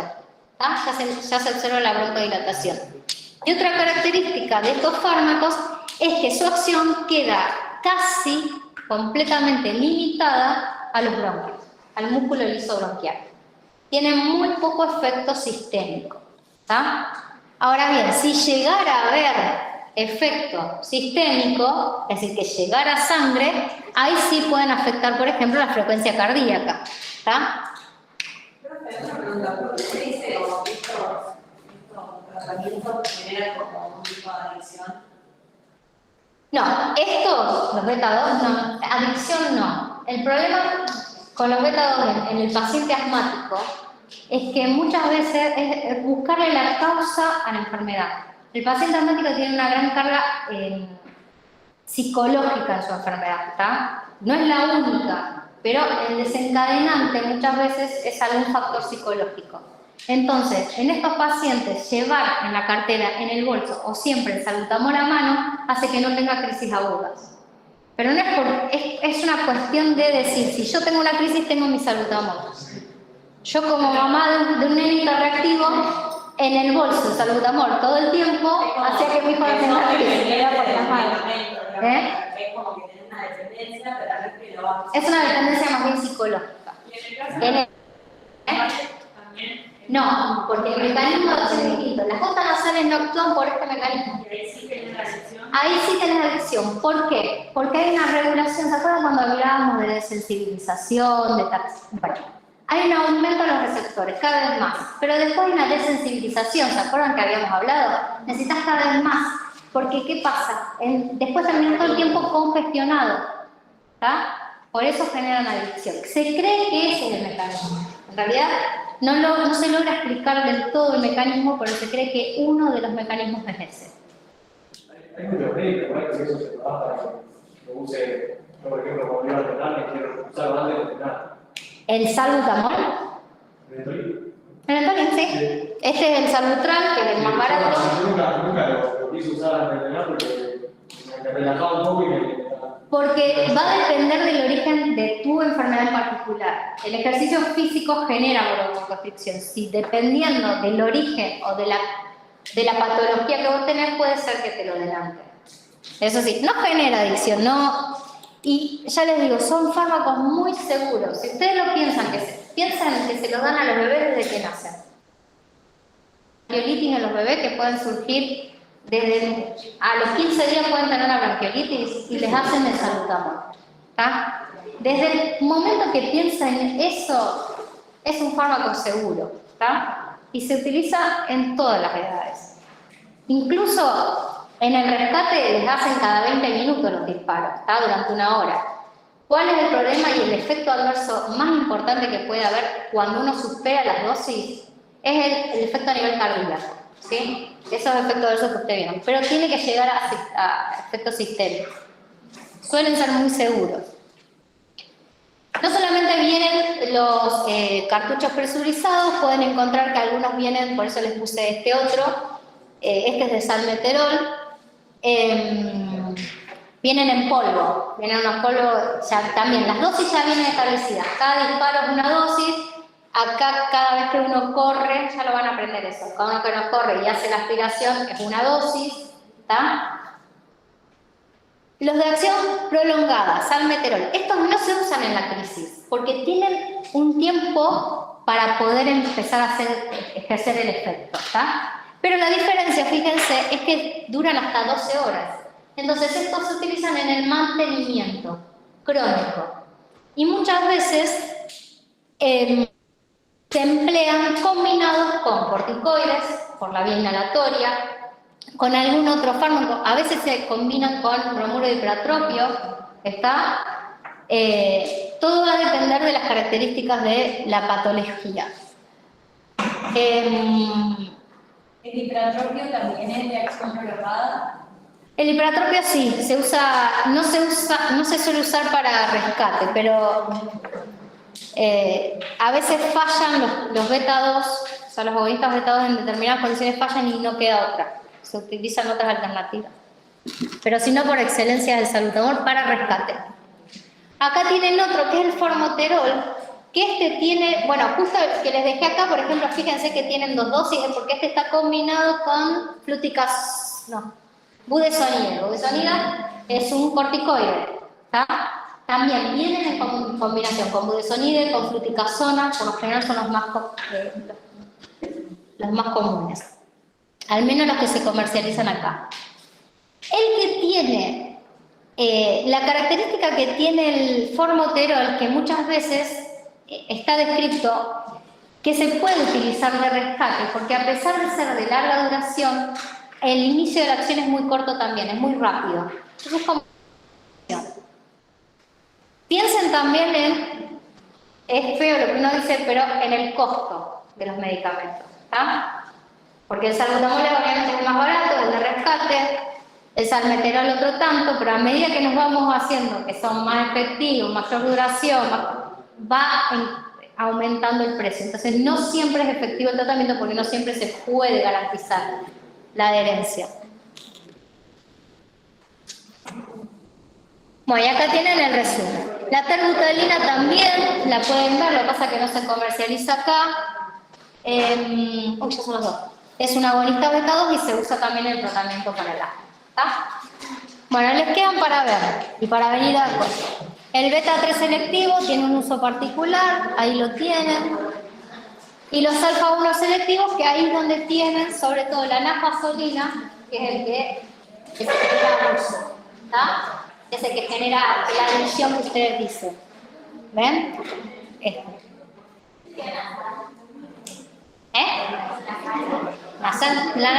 Sí. Sí, viene por gotas. O sea, es descongestivo de las mucosas nasales. Se aplican por la gota.